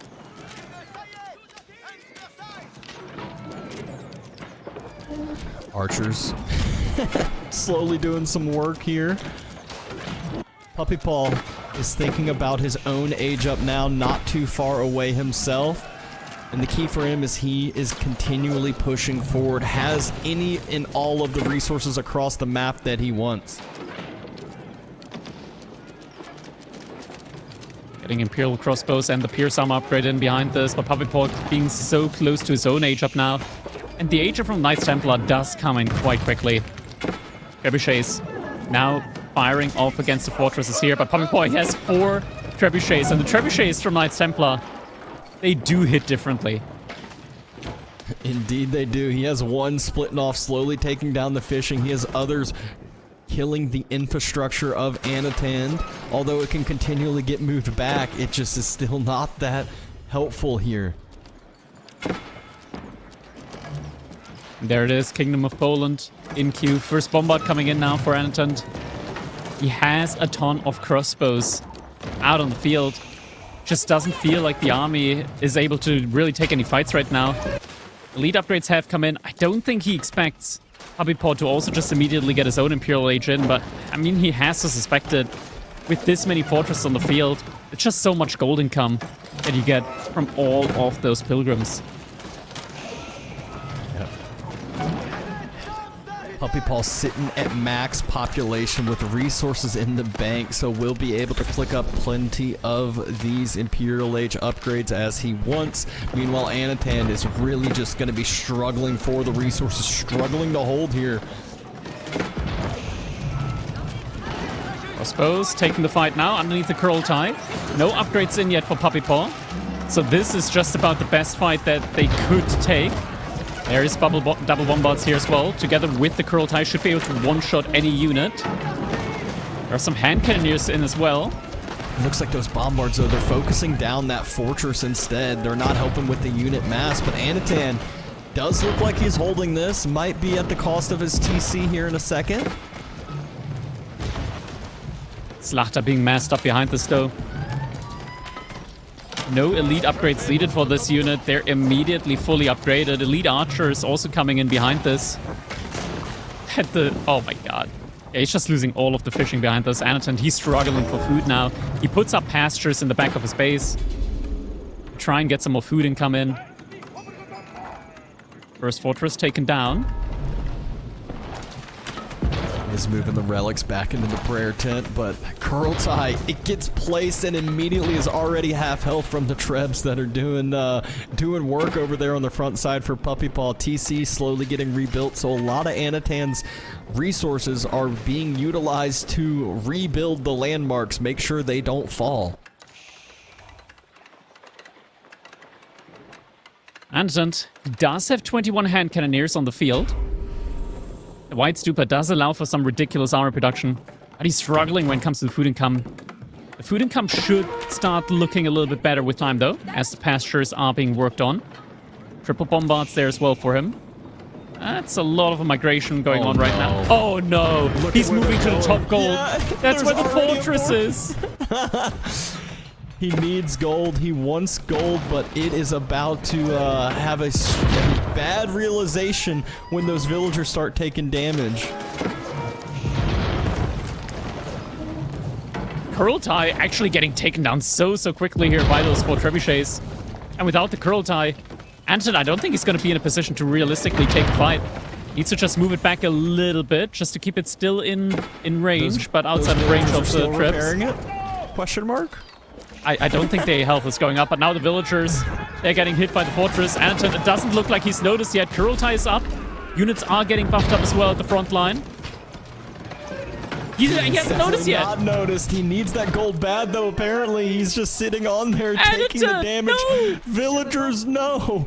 Well, this does seem like the beginning of the end. As the White Stupa may put in some work, but you still need economy. You still need resources. Anotand's making the push. Puppypaw's falling back a little bit. There's 30 Slachta somewhere. Puppypaw is just waiting to jump the trap. And all the villagers died on gold. And the second Anotand realizes that, I feel like the game is just about over now. All the hand cannoneers are gone. There's just 9 remaining. They're all dropping like flies. He's trying to fight back. Yeah, as the reinforcements arrive, none of the siege can stay doing damage, has to continue to fall, and won't be able to queue up any more units. He has 5 more hand cannoneers in queue, but 5 hand cannoneers against this mass is not going to do anything. This looks like a 4-1 for Puppypaw. What a solid series. And just so cleanly played from him. So absolutely cleanly played. All of these games, Puppypaw appearing to be in top shape here, able to get revenge in for his brother Wham that was taken out by Anotand earlier. I guess Puppypaw could also be a little bit thankful that he didn't have to face off against his own brother. But still able to now claim revenge. I'm sure they always hate that, having to face each other, but 4-1 victory goes over Puppypaw's way in a... He throws Mongol a little bit worse of a win rate now. They still might be top of the tournament for win rates still after that, but what a solid game from him, a solid series from him, and once again, he gets to be the one sitting back watching and getting some planning and scouting done. Yeah, indeed, Puppypaw in a very solid position and securing himself his spot in the grand finals. And that just greedy Imperial Age attempt from Anotand, if he had just... we saw how well he actually ended up holding even after it, but if he had just waited another minute or so, made a few more units to be able to hold that impending push from Puppypaw, it might just have been enough to take him to another game. But unfortunately for Anotand, he has finished his tournament run. Still a solid performance overall. Yeah, very solid performance indeed. And I mean, he still has to be very happy. Secures himself a top 4 spot at the very least, and there's still the option, of course, for him to get top 3. Yeah, we'll have that third place game. I believe that is tomorrow. Is it a best of 7 or best? I think it's just a best of 7 and finals. Oh, best of 5, and then finals is best of 9. Indeed. So we're still going to be having some very, very long sets tomorrow potentially. But next up, we are preparing for the interview. After the interview, though, we're going to be moving to a little break, and after the little break, we're going to be moving into El Clasico. Beastie up against Marine Lord is going to be coming up next.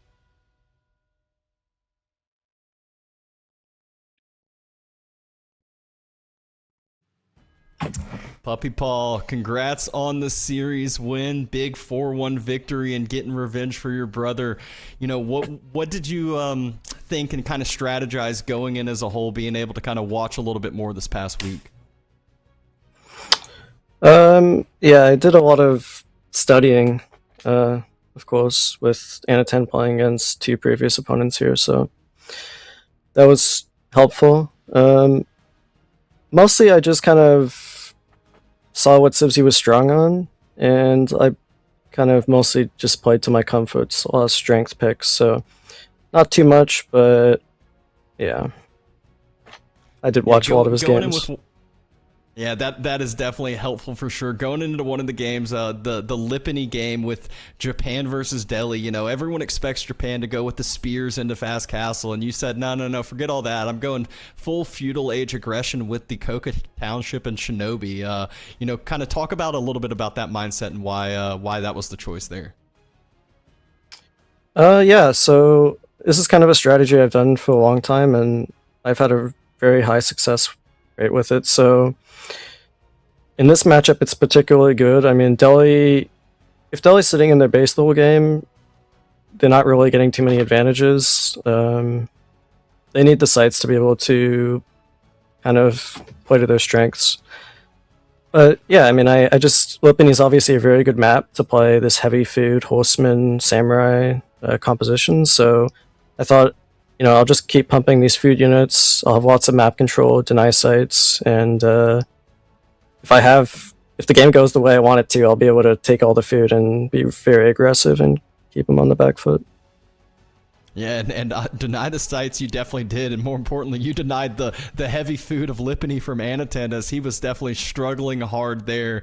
And then following up, you know, next game, there was a ton of back and forth. I felt like you were raiding with 3-4 different unit groups at all times, and just really never letting Anotand breathe and get the units. The Radari Mass, it felt like, what was it? It was a push on the bottom sacred side of Gorge with your Archer Mass, and it felt like there was a position where Anotand kind of had the leg up. There was not really a counter unit that you had out at first for the Janissaries. Were you worried at all there after losing the Archer Ball? Yeah, I was a bit worried in that game, but as Macedonians, you have the Golden Horn Tower. He had a decent bit of range units as well, so it's going to be difficult for him to push into my base, even after he killed a few units near that sacred site there. But yeah, I mean, I thought, okay, that wasn't great, but let's just keep raiding. We have the mobility advantage with our knights, and let's drag the game out. And I found lots of picks with my knights, so it ended up being very favorable. Yeah.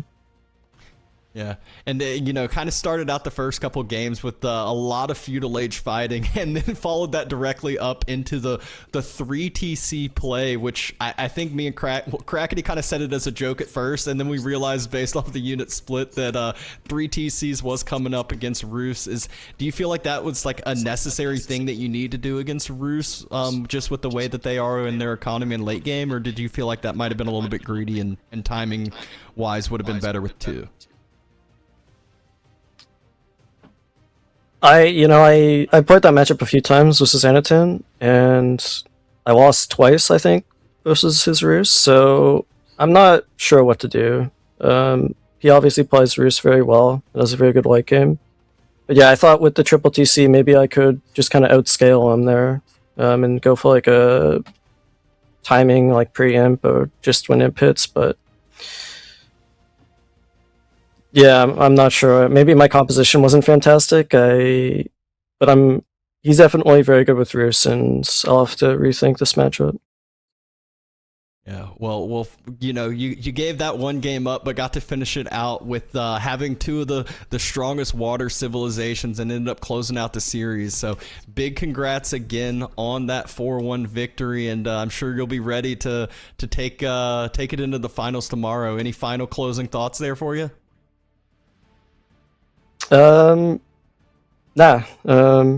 Thank you guys. Look forward to watching the next set. There we go. Well, good luck tomorrow. We'll definitely be watching and observing, but we got a little break here, and obviously the as everyone calls it, the El Clasico between Beastie and Marine Lord here to follow.